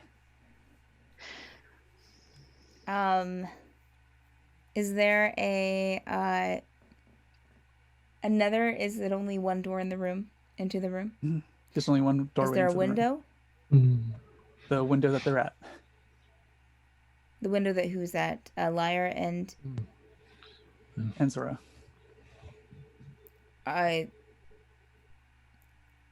Going to the window just so I can understand. Are they right outside the window, or they fell down? Right. I did. Only Lyre fell down. Okay. For a moment, I thought I could fly. You believed you Am could I- fly? You are hunched over, like you're folded over the window. Am I Window hanging frame. outside the window? Halfway in, halfway out. Oh crap. So I'm you're going safe for the to. moment. We gotta get out of this place. Yes, but I gotta get better bearings so I can actually fall nicely and not ruin this violin. Die. Huh? Die. No. Oh gosh. Bruce, as you peek over the side, you'll notice that Lyre is just like sprawled out on the ground. There was a bush that could have broken this fall, but he landed a little bit further away from it. That's amazing. Would there be a nice way that I could pass the violin on to someone? Like, I know it's gonna be tossing it out the window, but The question for you is, how much would you trust Bruce?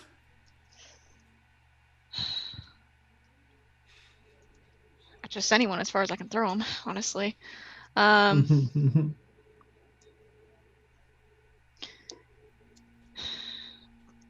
Bruce, What you got? I have an important job for you. I need you to hold on to this so I can get down. Okay. So I guess I just kind of, It's a little bit, it's slightly out of reach. You can't pass it off directly. You're gonna have to toss it. Yeah. Do you think you can nicely catch it? Oh yeah, I got this. Okay. Larry's gonna stand up and be ready in case this doesn't work out. He's gonna try and Sure. catch it. Do you want me to roll for the toss? Yes, roll an acrobatics check. And the result of this check will result in the DC for Bruce's check. Oh, nice. Can Crackers see Bruce out the window? Yes. Well, sorry. You can see. Zora on the inside of the window. If you peek out, you can see Bruce. Okay. Crackers will peek out to kind of take a look around. See Bruce. Is he within 60 feet? Yep. Easily. You're inspired. You have I am, Bert. Aw. Nice. Go ahead. No, I said Crackers will put its head back in. And remind me, that's a D6 inspiration? Yes. Okay. My acrobatics check is a 16. 16. Nice. Okay. Bruce, it's all on you. Mhm. Roll. Acrobatics check. Okay. 1 second.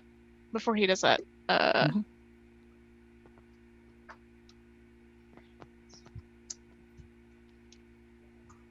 I'm sorry, I'm trying to look for it. Yeah. Mhm.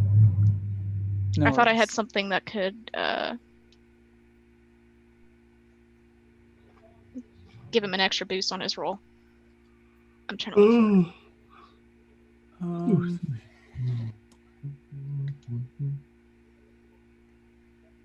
Is it a saving throw? Is that what he's doing? no, it'd be an ability check, unfortunately. Oh, just an ability check. Okay, I don't think I have that. I got something else. I'm sorry. Okay. Sorry, I rolled and I got a 20. Dirty 20. Oh, nice. Nice. So you see this violin glisten as it spins up into the afternoon sunlight. And Bruce, just with, a casual flick of the wrist, you reach out and grab the neck of the violin and bring it back up perfectly.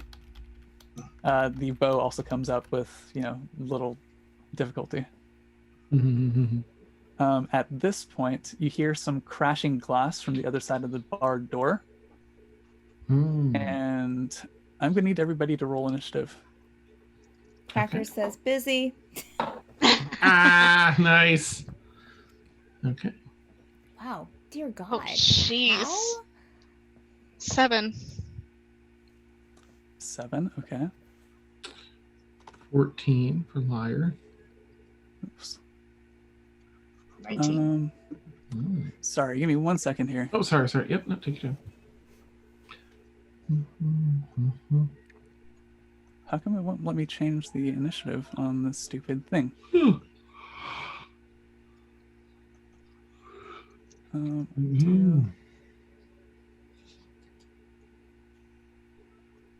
Oh, okay. Sorry. Let's try that one more time. Liar, what was your I think it's 14.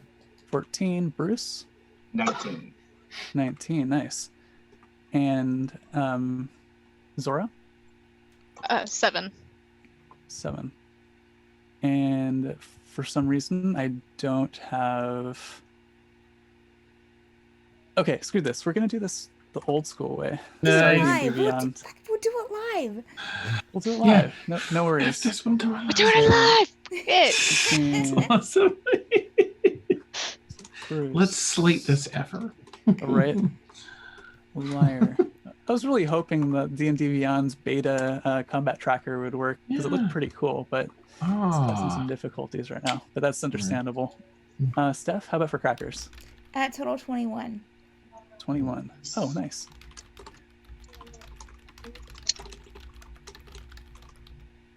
Okay, and then we're doing auto roll here.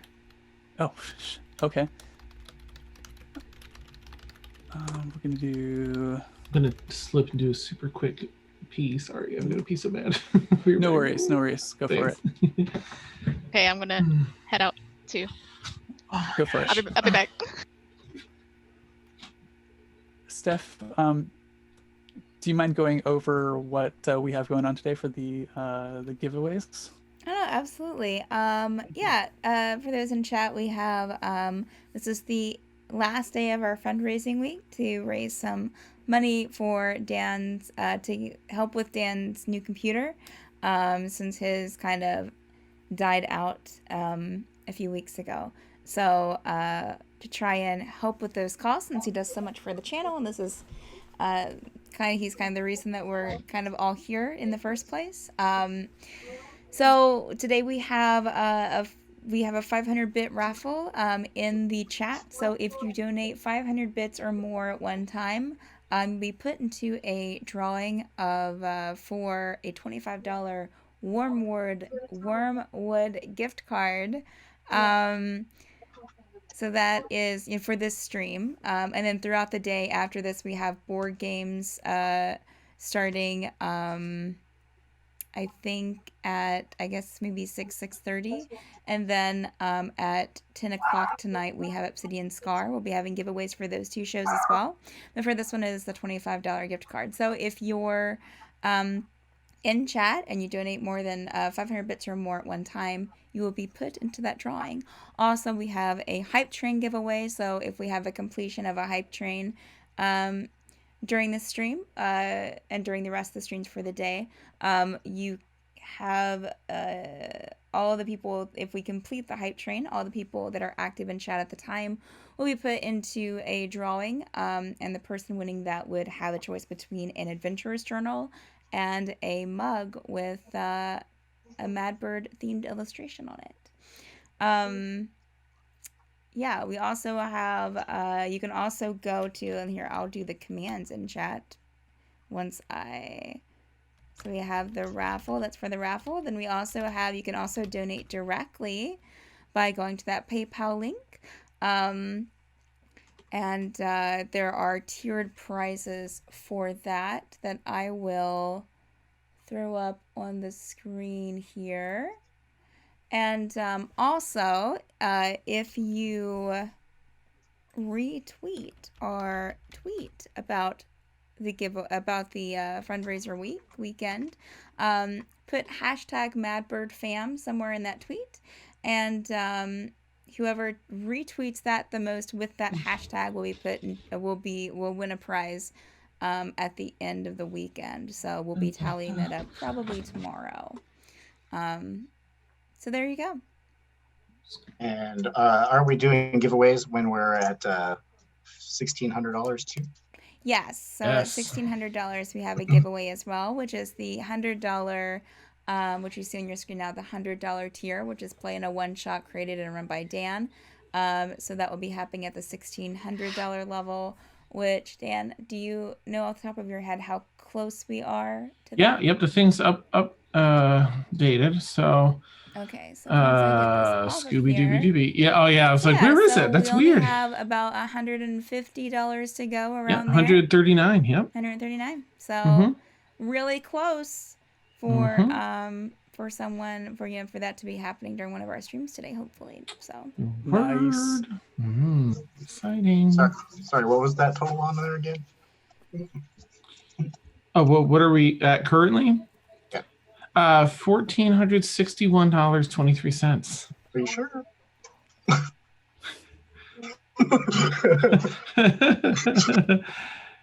Oh, right. We're not doing 1,600. We're doing 1,800. Yeah. Sorry. Right, 612.8. Yeah. Thanks. Like, yeah. So, what? 339. Yeah. I think we're a little closer than that.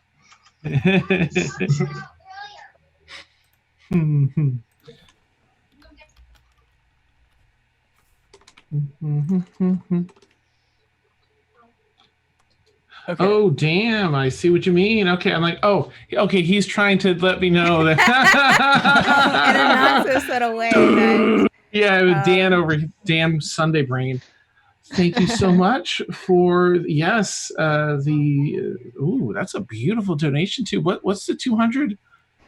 I hope you don't mind me just saying that, but thanks so much, Chris. That's amazing. The $200 is the one episode guest spot Oh, on Stormfall sweet. or Clement, a full body, full color character illustration by yours truly, and a Madbird t-shirt and 18x24 art print. Oh, damn. Quite Nice. the collection.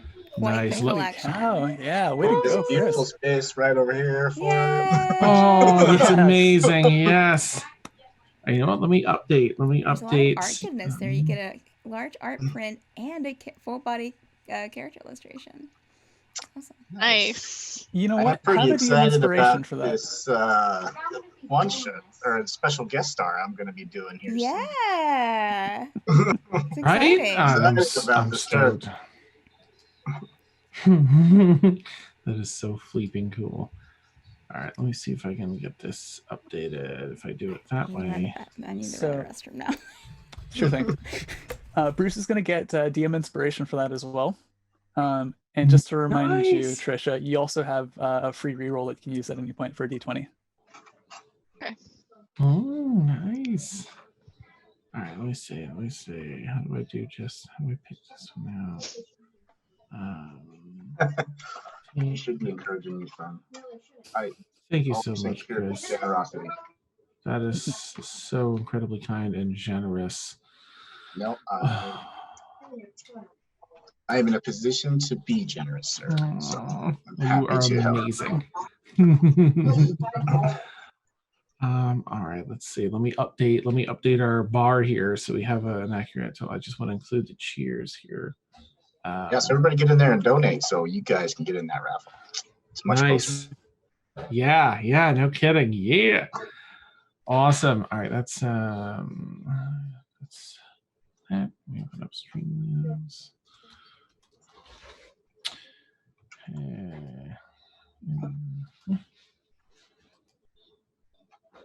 That. And my calculator. That's good when you need the calculator. All right, let's that is so fantastic. I'm sorry I did not catch your drift a little earlier, Chris. Not bad. I'm like, oh yeah, the math is off. I thought you were pointing out because I'm like, yeah, but I had 1600 in my head. Is 18? Like, no, I think we're a little closer still. All right, so we'll add the 200. Awesome, and then we will add the bits cheered up to this point today, and that is let's see.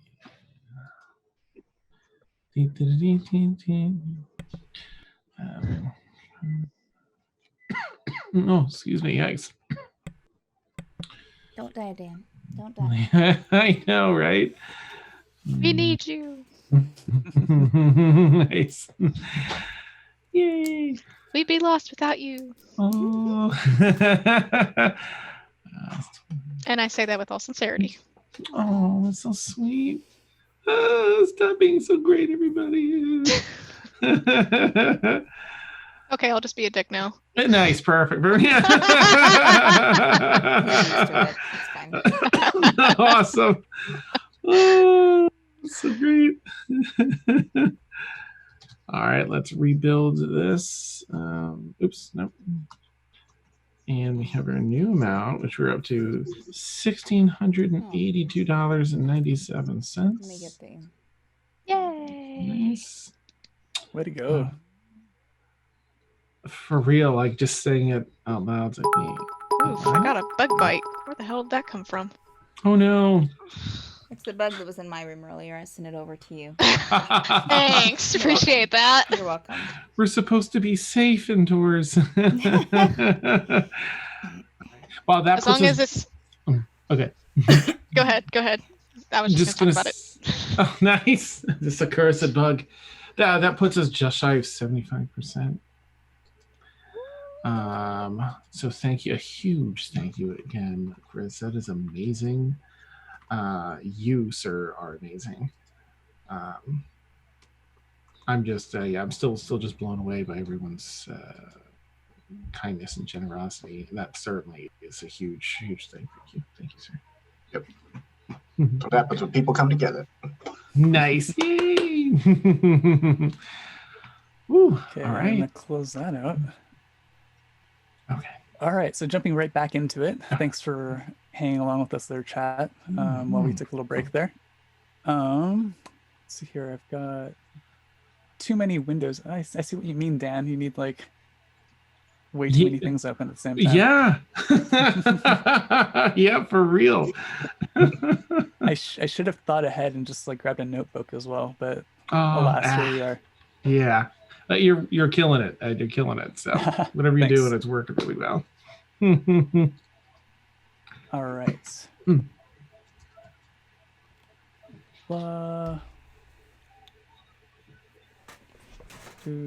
Okay, here we go. Seth, Crackers notices that the display cases kind of start shuddering, and all the tops of the cases just start to fly off, and the instruments that are stationary, but the bows start flying towards you.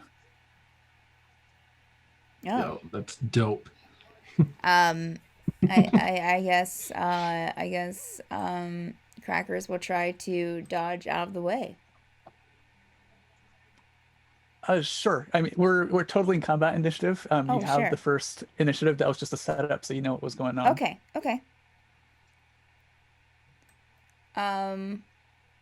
There, just to give you an idea, there are 4 bows that are in the room right now, heading towards your direction.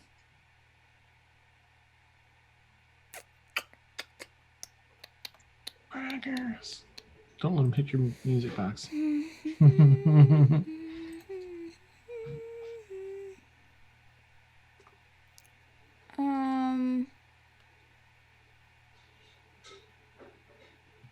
The urgency of the situation is punctuated by the banging on the door.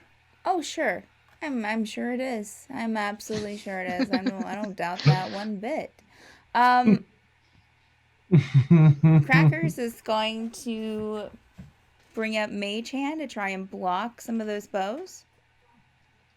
Okay. Which version of it are you using? Oh, just Mage Hand, not... Yeah, just Mage Hand. Yeah. Could you remind me how that works mechanically?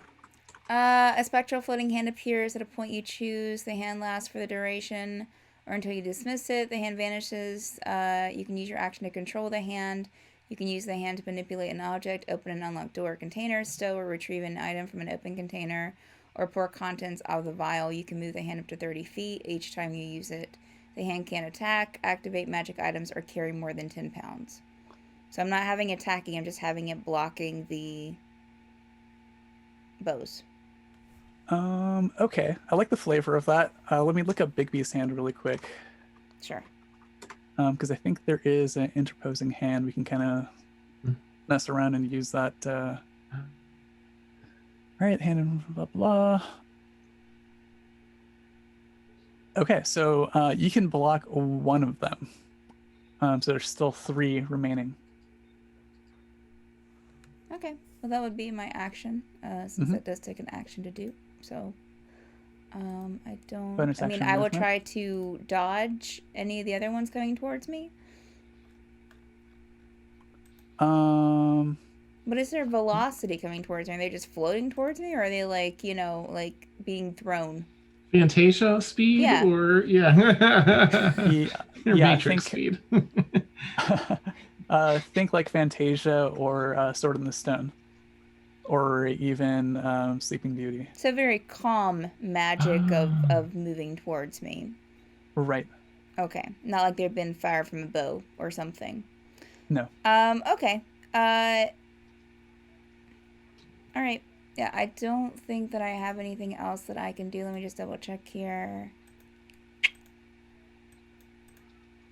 Let's see.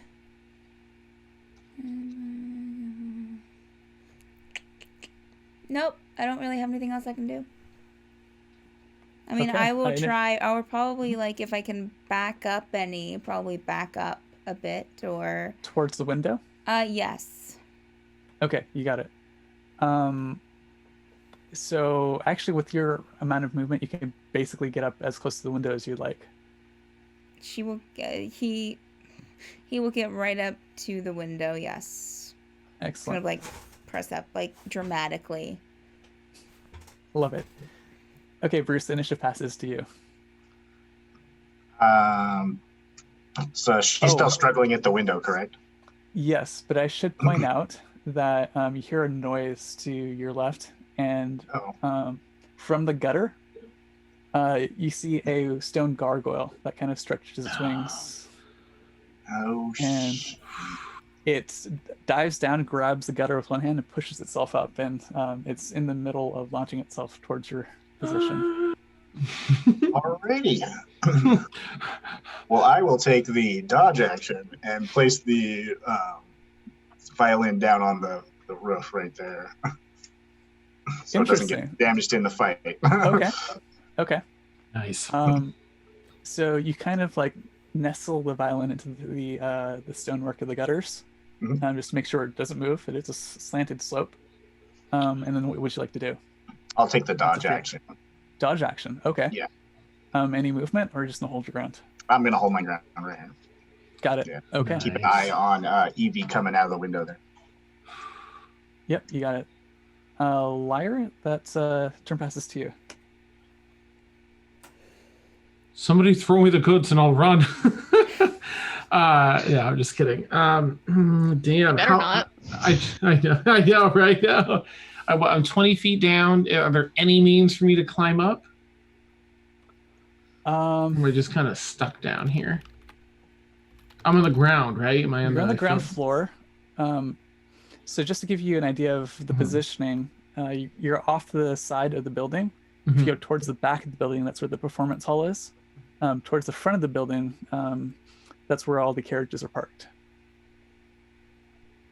You can also run back inside and try to enter into the front. I don't have any of the stuff because, like...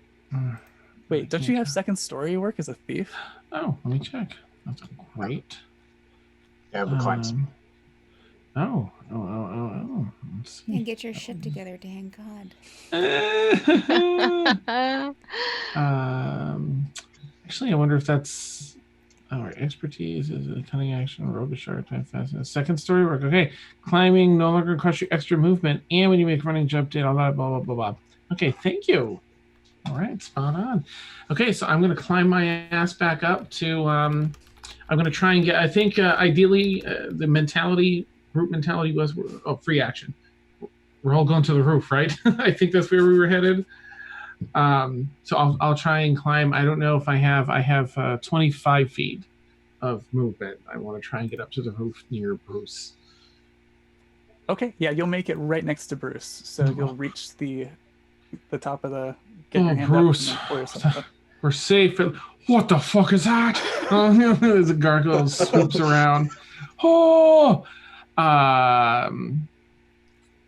And I'll hold, because that's just movement, right? So I'll hold my action to try and attack it if it gets within range with, just whatever I have here, dagger attack. Okay. Yeah. All right, so turn passes to the gargoyle. It uses the momentum it's gained by pushing itself off of the gutter, and it spreads its wings and flaps them a few times as it dives towards the two of you up on the roof. That triggers your held action layer. Nice. Okay. I have two of these. So, wait, where's my attack? Why is it not? Oh, you know what? Maybe I didn't say I was having the daggers active. That's why. I'm like, unarmed strike. No. Something like that. I'll break my fingers. Okay, so I'm just going to do double attack. Nice. Now, because let me just check. I think sneak attack is something I get because I have Bruce right next to me. Yep. Sure. You have another enemy if the target is within 5 feet. Okay, so I'll attack with my first one here, which is a +6. No, that's a 10. 10 to hit? Yeah. After the +6? Yeah. Oh shit! No, sorry. Rolled a 4. Your dagger just kind of chinks off of the stone skin of the gargoyle. I'll use my second one. I'll flip in my hand so it's pointing upward and try and kind of get it under its gargoyle chin with my offhand attack. All right, that's better, right? That's a dirty 20. Nice. Yeah, you definitely get in there. And how much damage is that? Let's see. I don't think I can add my modifier on this because it's offhand. So unless you have that feat. No, I went with the other thing. 3 points of damage. 2 up in fighting, I think it is. Piercing. Sorry, 3 damage? 3. Mm-hmm. You can do your sneak attack on that too. Oh, right. Yeah, I guess so. Right. I hit it. Ha ha ha ha. Sucker. All right. What is my sneak attack? Why does it not have it there? Where are you? Sneak attack. 2d6. Is that right? Right. Yeah. But I'm level 4, so I wasn't sure if I Was that sneak level? attack. Yeah, it's not till. Increases sneak attack column. Oh my gosh. Yes, it's 2d6. It's 2d6. All right, thanks. I'm so sorry. Ooh, okay, 8 points of whatever that is on top of the Sweet. 3 for 11 in total. Okay. I didn't see that one. All right. So as Lyre kind of intercepts the gargoyle a little bit, the gargoyle gets hit in the chin with the dagger, but it uses the backwards reeling motion to go for a claw attack. Let's go for this is going to be on Bruce. So let's see here. If I have... Sorry, Bruce, but... All right, it's a disadvantage. Yeah. Oh, good, that's right. Mm-hmm. I have like shrubs in my hair. Still picking out. It's only an 11 to hit. Oh no, I blocked that. Nice. Nice. Yeah, so you block its claw and move it away from you. It's going to use its bite attack and try to go for Lyre here. Okay. That's a 19 to hit. That hits for sure. Yep. And that's going to be 6 points of damage. Oh, thank goodness. I was so worried it was dead. All right. I'm not looking very good. I'm on a scale of 1 to 27. I'm around an 8. Like, oh, just reeling from the pain. Like, that's the shoulder I landed on too. Okay, Zora, it's your turn. Mm-hmm. Am I still hanging in the window? Yes, you're still hanging in the window. Okay. I want to get up to where they're at. Okay. Would that count as movement or? It'll probably be in an action to get up there. You'd have to kind of grab hold of the rope and then kind of shimmy your way up. Okay, so I'll take my action to sure. get back up there. Give me an acrobatics check with advantage.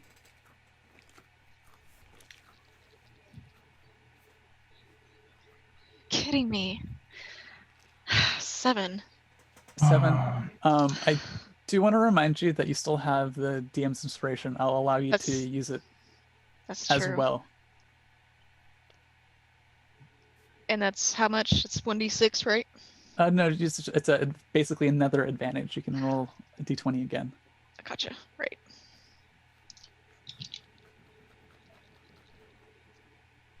Oh, thank you. 22 then. Oh, nice. Yeah. That helps a lot. Nice. So you start to lose your grip. Your palms are a little sweaty from the mishap from earlier. But you finally get a hold of the rope and you pull yourself up and you're next to your party members up on the roof. Do you have a bonus action or movement that you want to use? I might. This gargoyle is kind of right in your face. So is he within 5 feet of me? He is. Okay. I would like to use my bonus action to cast Spiritual Weapon. Oh, cool. It's what this does is it creates a floating spectral weapon. It's basically within. I can cast it anywhere within 60 feet, but I want to cast it like right next to me. When I cast the spell, I can make a melee spell attack against a creature within 5 feet of the weapon. On a hit, the target takes force damage equal to 1d8 plus my spell casting ability modifier. Nice. Excellent. Go ahead and roll to attack.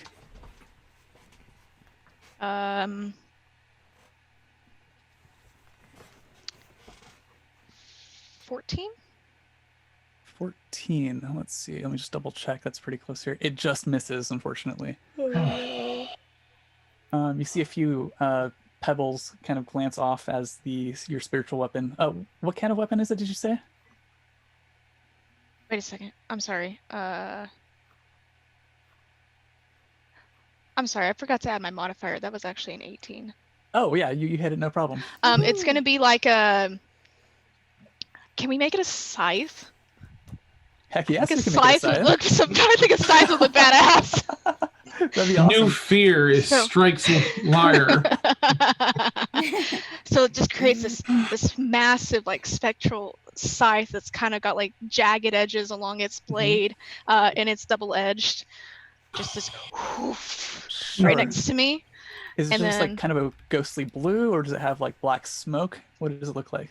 Like a little both. Like the weapon itself is ghostly blue, but it looks like it's got some like smoke kind of coming off the blade. Sure. Like How about like purple smoke? yes, that would Okay, work. That awesome. would work. Cool. And how much damage is that going to be? I'm sorry. Let me roll. Hello.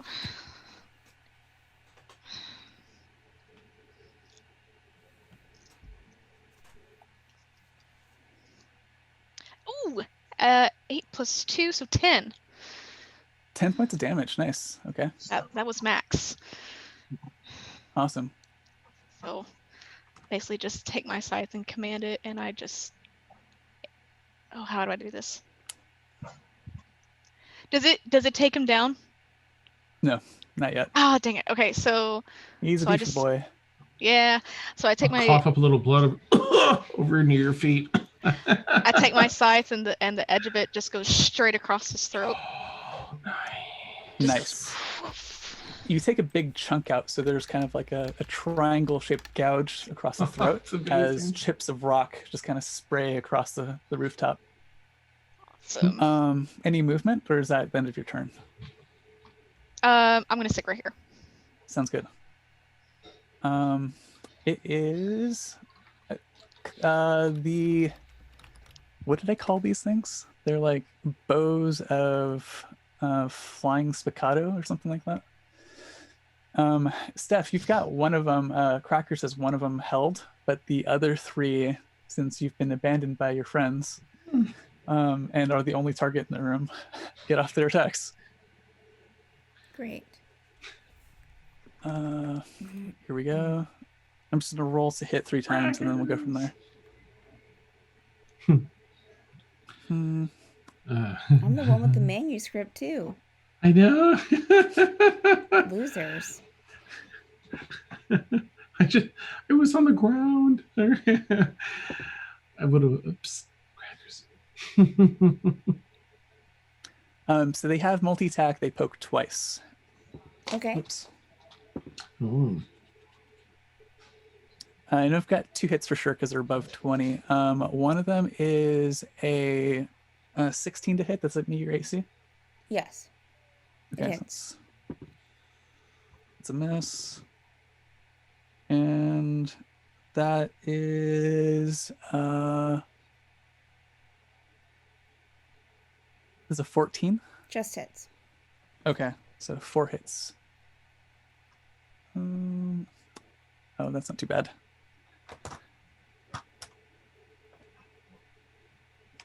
Is that a D4? That's a D4.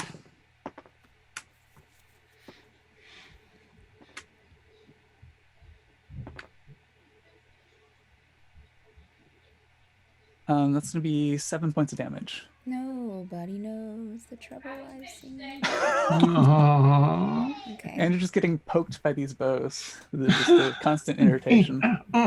Help! Help!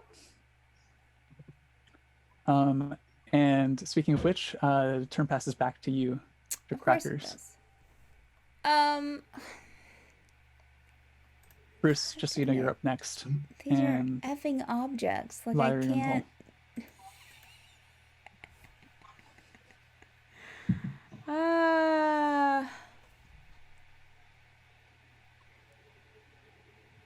It's crazy. All the spells I was wanting to use, is like creatures or humanoids. So. Okay. Oh, no. All right.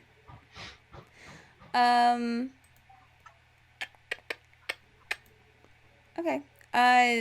Crackers will leave. Will get out of the window. Okay.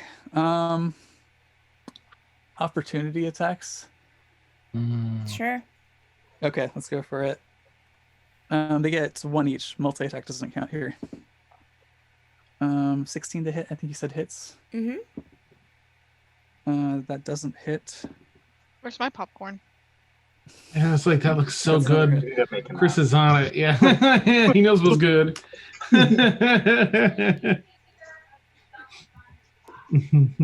Oh, nice. Nice. I love weight then. Good job making that They're open. amazing. And that's going to be 7 points of damage. I have Tums over here. Okay. Okay. But you're trying to go out the window, right? Yeah, trying to go. Give me, like, actually, with all of that. Do you have a fly speed as a Rakokra? Crap. Or a Kenku? You're a Kenku. Kinku. Yeah, so no. Oh, Yeah, their wings aren't a really. flightless curse. It's like, yeah. They have hands, so. It just looks silly. Yeah. It just looks bad. Yeah. Let's see. I was trying to see. I have something that.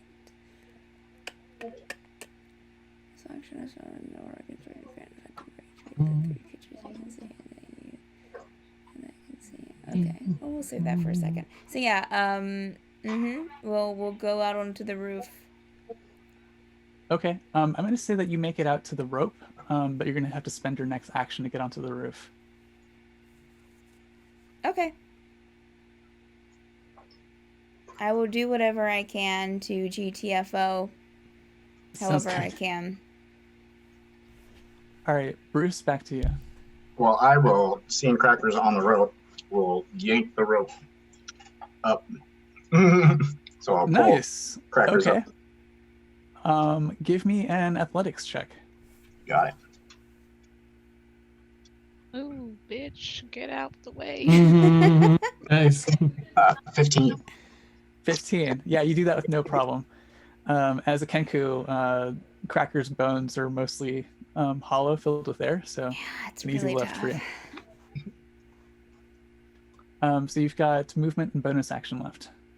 I am actually going to stay here, and I will spend a key point to. I'll do a patient defense. Nice. And that basically just gives you the same effect as... Yeah, dodge action. Okay, awesome. Yep. Nice. Lyre, your turn. Zora, you're up next. I should have asked those guys for a healing potion. I did not think at all. All right, jeez, I'm pretty wounded. I'm going to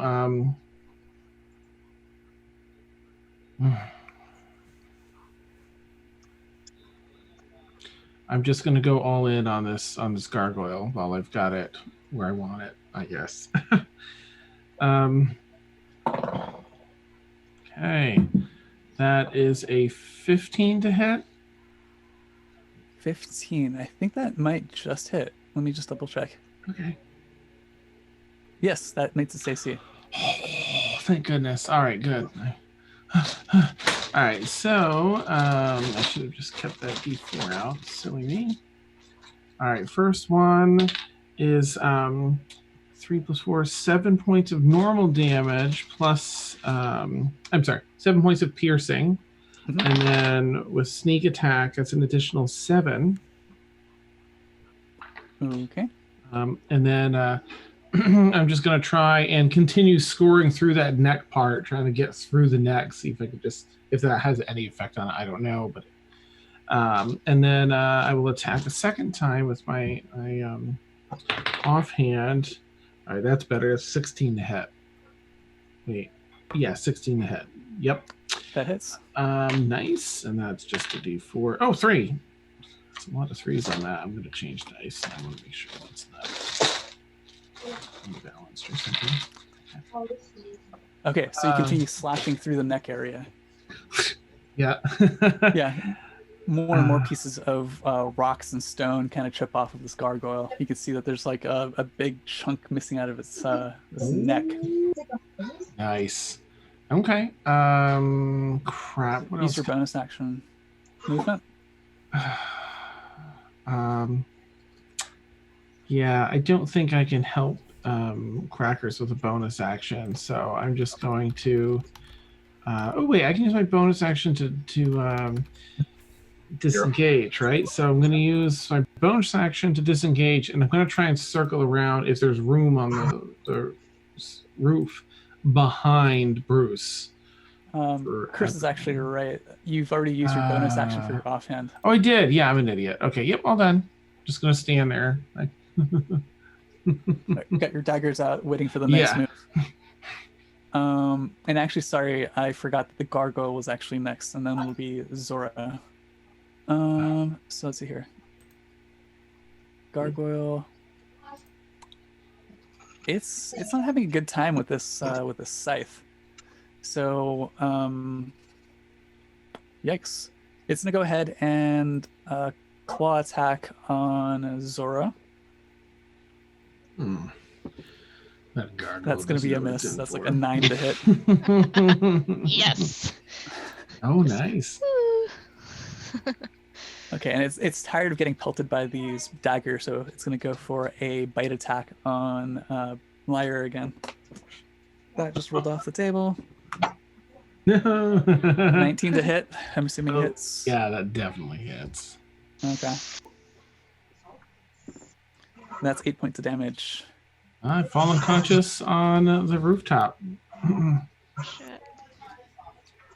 So as Lyre goes in for these couple of hits on the gargoyle, he has a smirk because he's doing a bunch of damage to this thing. However, you see a shadow as the jaws come in, and after that, all that is left is Lyre's body on the rooftop. Mm-hmm. Zora, your turn. Okay, so I'm gonna use my where is Lyre in respect to me? How far away? Next to you, 5 feet. You're all kind of like in a line. You're all close enough. Okay, so I'm gonna cast cantrip, Spare the Dying. So I'm gonna touch Lyre, and he's going to become stable. Sounds good. So still at 0 hit points, still technically unconscious if I remember correctly. Yeah, I think only healing makes me up. So but you don't have to roll death saves, which is great. And okay.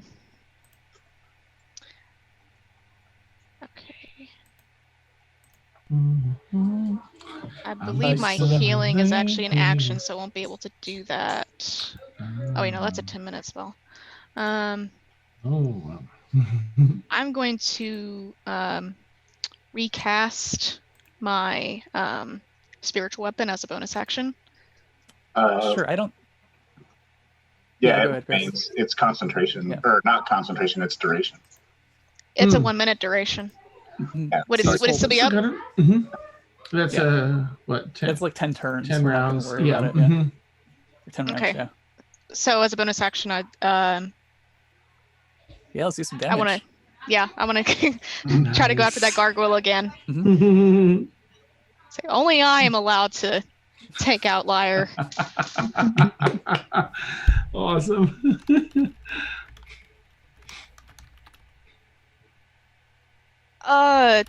Probably doesn't hit. It's a it's a blah blah blah 12. Or I'm sorry, I'm looking at the wrong one. 14. It is a 14. 14 that just misses. Yeah. The AC is 15. Anything else? I'm gonna stick where I'm at. Okay. Crackers, you see 3 bows kind of float out the window and head up to the rooftop. And it's your turn. Great. They didn't like come right upon me, did they? Like in Are they within 5 feet of me? They are within 5. No, I'll say this. They zoomed out of the window and they can't bank too quickly. So you've got a little bit of wiggle room there. Okay. Yeah, so I know that Crackers was being lifted on the rope. Where was I being lifted to the roof? Okay. Am I on the roof now, or do I have more movement to go before I get to the roof? Nope, you're on the roof. Okay. Now that I'm on the roof, everyone else is on the roof too, right? I am going to With a quick glance, you see Lyre on laying prone on the roof, looking unconscious, and there's also the violin that's kind of tucked in the next to the gutter on the rooftop, and of course, the huge gargoyle that's standing before you. So I just see Lyre and the gargoyle and the violin. Great. Lyre's snoring. The bell's still ringing. Right. Crackers is how far away from Lyre? I mean, yeah, from Lyre is the gargoyle. It just took a bite out of Lyre, so they're adjacent. Great. Can I get on the other side of Lyre from where the gargoyle's on one side? Can I get on the other side of Lyre? Is there room on the roof? Sure. Yeah, you can kind of wiggle around and get over there. Shimmy. Okay. Am I still? Oh, okay. Yeah.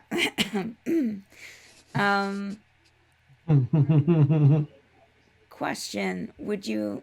Wow, what is happening to my voice? Oh no! 1 week of all the streams. We'll do it to you. Oh gosh. Wow, slowly slipping away from me. Would you consider, Ed, if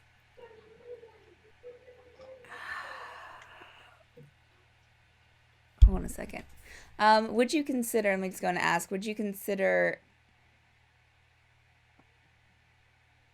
Crackers kind of singing, kind of doing a singing of a humming or whistling of sorts as an action or as a free action? I'll give it to you as free action, yeah. Great. So as soon as Crackers sees the gargoyle, he will start humming to the tune of the Wondrous Boat Ride lyrics from Willy Wonka. Nice. And we'll move. How far away is Lyre from me?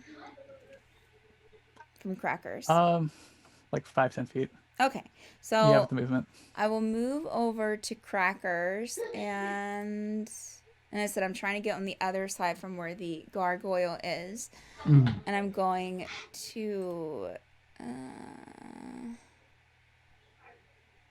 cast. I'm going to. I really wish I had. Oh, it's humming. It's whistling or doing its bird song anyways. So I'm going to kind of kneel down beside Lyre and do cure wounds. Okay. Which, oh God, okay. Well, Look up at the it's not. gargoyle. It's like one. Let's see. So I'm pretty sure that is, yeah. So that's only 4 hit points. I'll take it. Oh, thank you. Thank you, Crackers. And... Oh, I'll shudder at the gargoyle again.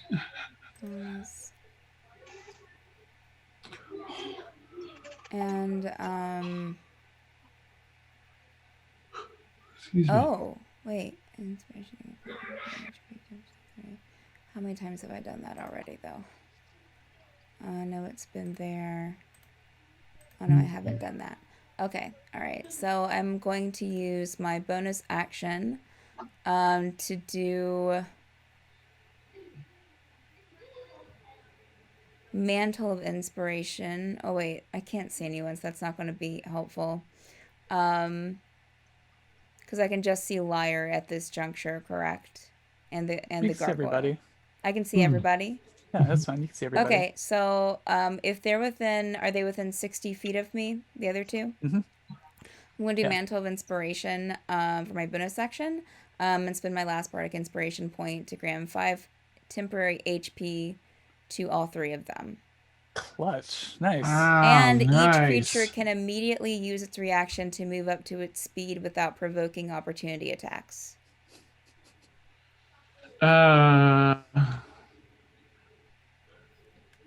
Awesome. I don't know which way to go. I mean, you guys are up on the roof. You didn't discuss any expo plan. We really didn't. Right. I don't know what to do. The carriages. I'll point to the carriages and I'll say, "Go to the carriages. I got this." I'll start running towards that direction. Sounds good. I was Talk to about to Bruce. get off the roof. Is there anyone else moving? So have Liar. You said the Why gargoyle would- looks pretty beat up, right? It's pretty beat up. Okay, I'm going to follow. Well, I need to grab the violin first before I forget it. Nice. So I want to. I mean, I need to grab that. I'd like to follow Liar, but what am I allowed to do? You can do that. So that's just a object interaction, I'd say. And you haven't used one in your last turn. So grab it really quick. And then because as a halfling, I believe Liar has a slightly shorter speed, you'll basically be neck and neck. Okay, Nice. that sounds good to me. Out of curiosity, who has the manuscript? Crackers. Okay, I just wanted to make That's sure. Crockers. Let's see. What you're saying. I'll go to the other side of the gargoyle and interpose myself between him and them. And Okay. his back would now be towards the edge of the building, correct? Yeah, he'll face you, basically. Bruce is the best of us. I'm just going to put that out there. Here, I'll help you. I got to know you're safe. Yeah. Well, you're dropping ranks in the family today. Steph, does that apply to Crackers as well? Did you say Each any creature creature, with them? so no, it'd be the 3 creatures that I targeted. Okay. So you're still in this fight. I did go on the other side of Liar, so I would assume I'd be within 10 feet of the gargoyle and not like within like 5 feet. Okay. Because there was Liar in between us. So Gotcha.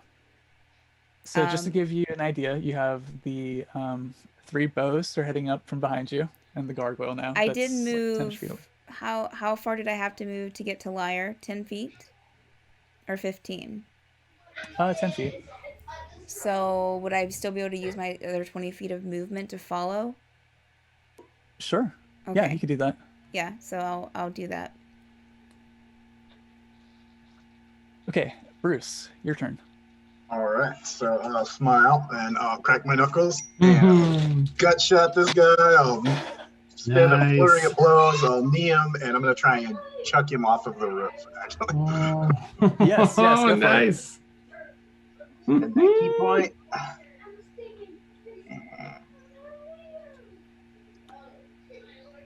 First hit is a 24. Yeah, it's Nice. That is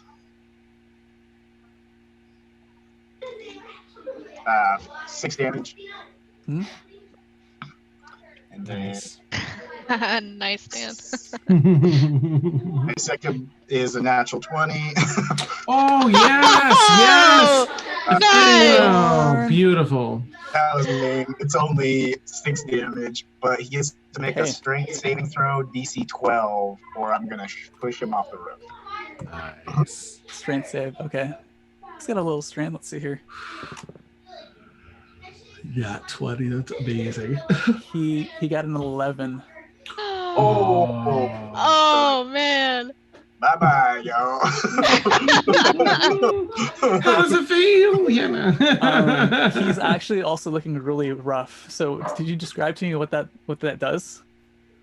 So I'll just like hit him in the chin real quick, and then I'll just dash forward and hit him in the gut with a knee, and he'll just go flying back, right off the roof, and splash and blow up on the ground. Okay. Let's see if this does it.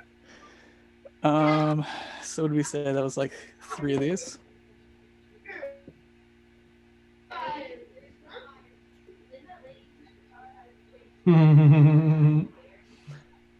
How do you want to do this? Just just right in the gut. He's just boosh on the ground into pieces. And in thousands of pieces, there's just the remains of what used to be a gargoyle, and everyone just wonders why the statue fell off of the roof.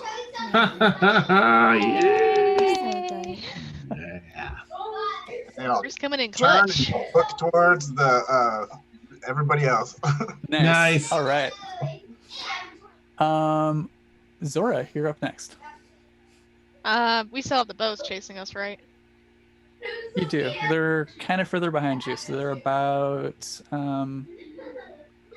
30 feet behind you, and then Lyre's 5 feet behind you, and then Cracker's just 5 feet behind Lyre. Okay, so I'm just gonna keep moving. So I'll just use my full movement speed to keep moving, keep getting out of there. You got it. I'm gonna cast bonus action Healing Word at 2nd level, and I'm assuming that oh yeah, Lyre's within 60 feet of me. That's no problem. So creature of my choice that I see within my range regains hit points, and it's gonna be equal to 2d4 plus 2. Nice. So I'm gonna give you some healing back because I still need you. Nice. Unfortunately, it's not gonna be much. It's only gonna be 4. Oh, I'll take it. 4 hit points, but Always good. there you go. Another heal of 4. Oh, thank you. Oh, sorry. Oh. But that feels at least a little bit better. Oh, so I think my shoulder's grown back. That's good. Oh, hello. I need to crack it a few times. Hey, Steph. Just so I know, are we a little flexible on the end time? I'm not sure. Let me double check. I think we have a half an hour spacer between. Yeah, so I think there is a little half bit hour of... spacer. Yeah. Okay, awesome. So we technically end at 3, but I got a little leeway. Okay. Yeah. Yeah. Okay. Awesome. Or I say 3, but for you guys it's like 6. Right? Yeah. Until whatever hour. Yeah. Nice.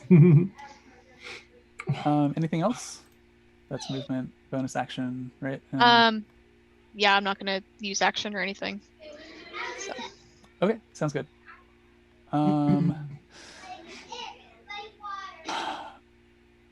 So there are 3 3 bows left. Gosh, I think they're all gonna go for the closest target. They're not very intelligent, so whatever they see, they're gonna go for, which unfortunately is gonna be Bruce. Nice. Yeah. Did you not see what I just did? Bring it, bows. I don't think they could see anything. But That's true. Yeah. Awesome. Okay. He has a tattoo of a bunch of broken bows on his chest. Wow.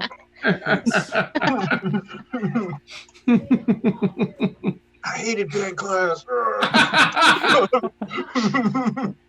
What's your AC, Bruce? What's your AC is 16. 16. Okay, cool. So that's 1 hit. 2 hits. 2 hits.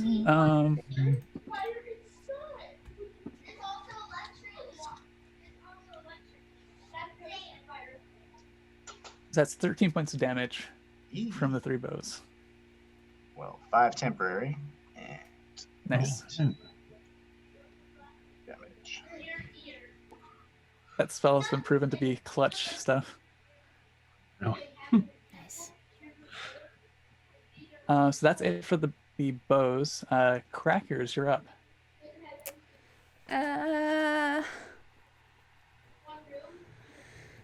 I mean, I'm assuming that I'm just gonna keep puffing it and following Liar.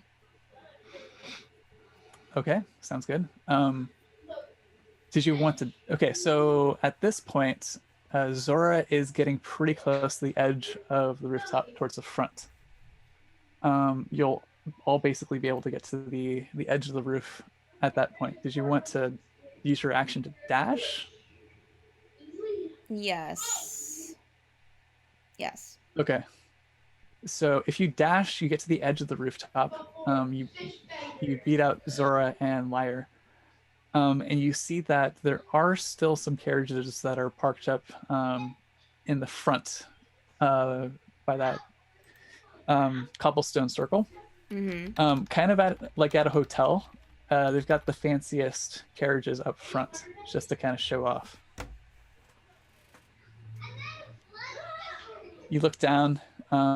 Because of the height of the carriage, it's only maybe about a 10-foot drop. Just so you know.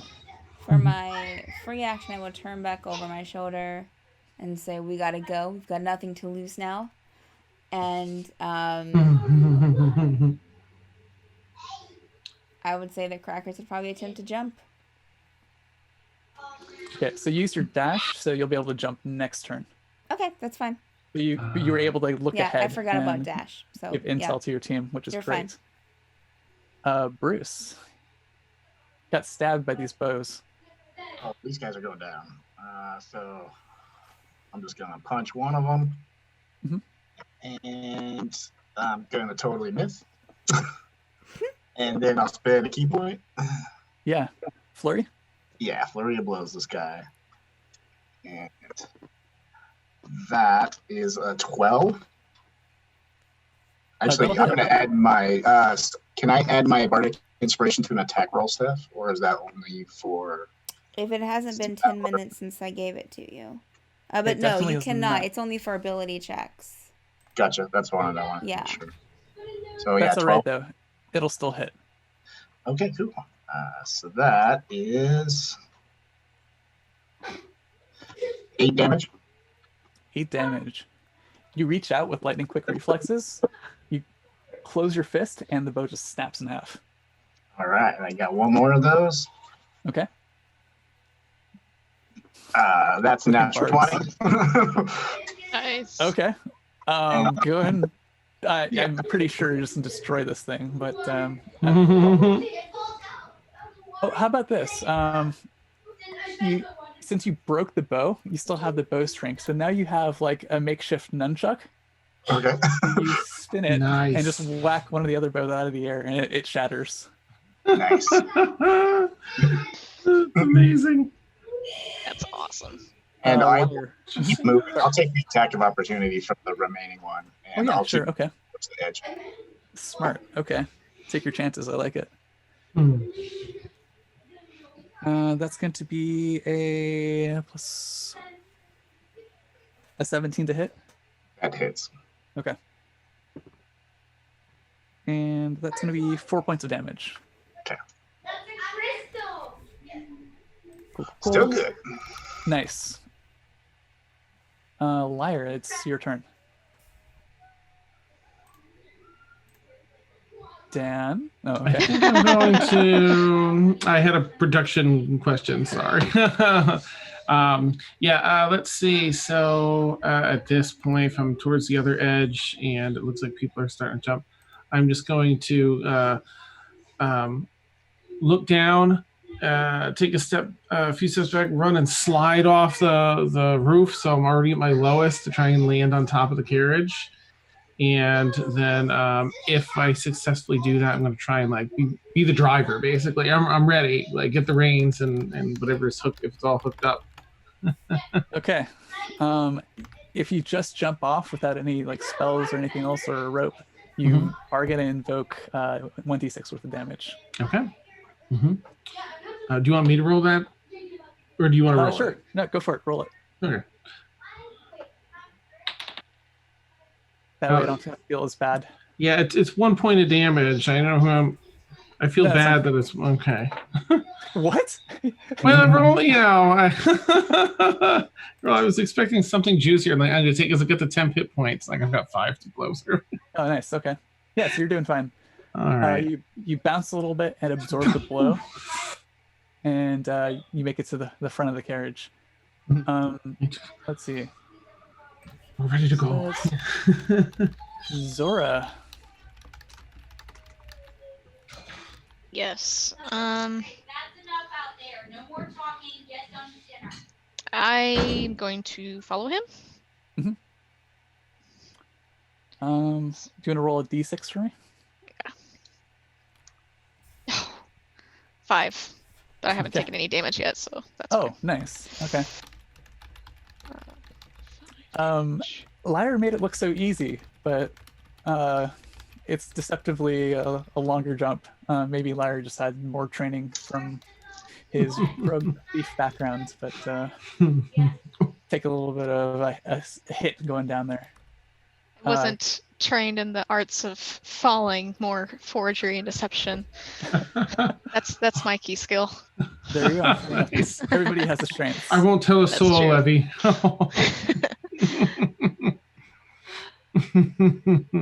Crackers. There's still one bow left, but I think you're well on your way over to the edge, or you're at the edge. All right. I'm at the edge.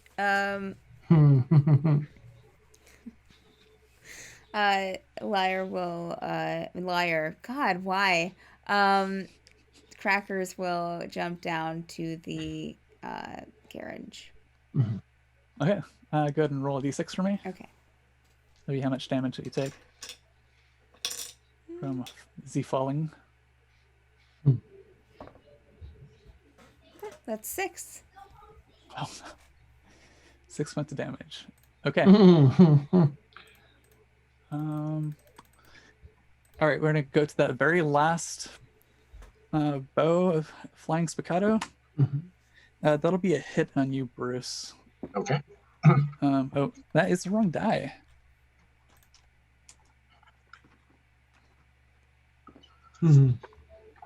That's gonna be 6 total damage. Still good. Excellent. All right, and it's back to. As it Hang on. cuts me across the face with the silk, I just look at it, crack it. I screwed up that order. It shouldn't have hit you. Bruce, it's actually your turn. Okay. Oh. I had my curse in the wrong spot. My apologies. 17, That'll hit. and it can go down with 6 damage, Yeah. You got it. and then I'll just Nice. Nice. I will spend my step of the wind key point, and I will just sprint and jump right off and land on the carriage towards the front of it Excellent. because it doubles so- my movement and jump. Yeah. Step of the wind. Oh, you're not high enough level to have that falling thing, right? As a monk. No, I'm not. Okay. Just go ahead and roll me a Oh wait, d6 I then. am. I have reduced it for 20 feet, so yeah, I do have it. Nice. Okay. So you just kind of gracefully land on the top of the carriage, and you reach the front, no problem. Ooh, you guys ready to go? Oh, right. Yeah. As you guys are leaving, Zora, you see why am I forgetting my NPCs' names? It's a snake name. No, it's Coral. Coral. She's at the door with a death stare as you just leave her in your dust.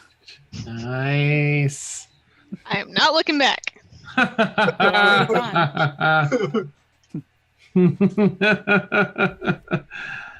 gonna ride. It's like the wind. Yeah, and you do so, and you make it successfully back to the second fill libation house. You greet the guy at the cigar shop, and it leads you back in. And as you present the piece of manuscript, he connects it with the 2 pieces that he already has, Nice. and he reaches down, pulls out his personal violin, Yep. No. Oh, yes! What a treat. And he smiles, looking at the notes on the page, and he plays.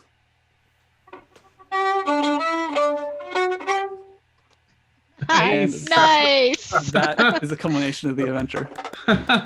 Yay! Beautiful ending, Ed. That was magnificent. That's so Thanks for great. playing along, everybody. We ran a little bit late, but I No, think we we're did good. pretty 3 well. minutes. I think that's fine. Yeah. That's like that's like before time in the Mad Bird community. Right. You're okay. Incredibly concise. Yeah. Oh, so much fun, Ed. I'd like to give a round of applause to my players. Man, that was some really good shucks. role playing, sticking it out Yeah. with us. Aw, thank For you. real. Thank you, Ed, for DMing. Oh yeah. Yeah, for sure. That was a lot of fun. I love getting to know Bruce and his like. I picture him now. I don't know, as like a fire person, like a firefighter, because he's just like, I've got you all. Like he's strong and badass, and Crackers is hilarious with the shuffling and dancing, and Zora, like the super badass high up mafia person. I give Zora the rest of the money. Like, there, I'm free, right? I'm all set. I have to talk to Sasri still, but we'll see. And that music piece at the end, I should have looked at the music a little closer. It's so great. My apologies to Victor Borga for stealing his joke. I had so my much fun. gosh. Great job, Ed. Great job. Thank you. Thank you. Thank That was you all great. so much. Whew. Do we have anything to plug at the end here? Oh, we do. I need to pull up the. Let's see. I feel like we had. I sent it to you in Zoom chat. Oh, you did. For the 500 Dan bits? goes over here. Yes, thank you so much. All right. Okay. Neat. Well, that's an easy thing. Let me just click that in here, and we'll roll. And they don't want to be. So clickety clack. And oh, well, our winner for the raffle is our very own coffee man. Oh, yay! Hey! Nice. Well deserved. Well deserved. Indeed. Oh, thank you for that. Putting that in there, Steph. That made that so much easier. Thank you, Ed, for donating. Yeah, Steph will get you that that code. Yes, I have it to pass along to you. Yes. So Yes. Awesome. And thanks again, Chris, for that incredibly generous donation. And I don't think I've properly thanked you, Trisha, either for yours as well. You also had a really generous donation. So thank you both so much. You're so kind. Happy to do it. Oh, all right. Okay, that's all I got. well, Yeah, next we have board games, starting here in about a half hour with Victoria. I'm not really sure. I'm not Lauren sure and I that run she in. said what games they're playing. But it was sure we had a lot of fun yesterday, so I think it will be a lot of fun today. I think it's a slightly smaller group today, but should be a lot of fun. And then we have Obsidian Scar tonight at 10 p.m. Eastern time, which will be our I had to bow last out, unfortunately. kick gotta in the take pants. to dinner and stuff. No Okay. worries. And Bruce. But look forward to seeing it at least. Oh yeah. Well, take care, Chris. I hope you all have a great evening, and we'll catch those of you that are here with all the other stuff. Yeah, that'll wrap it up, right? Obsidian Scar. That's the end of our campaign. Yep. Awesome. All right. Hey. Okay. Well, good night, Thanks, all. everyone. Bye. Thanks. Take Bye. care. Bye.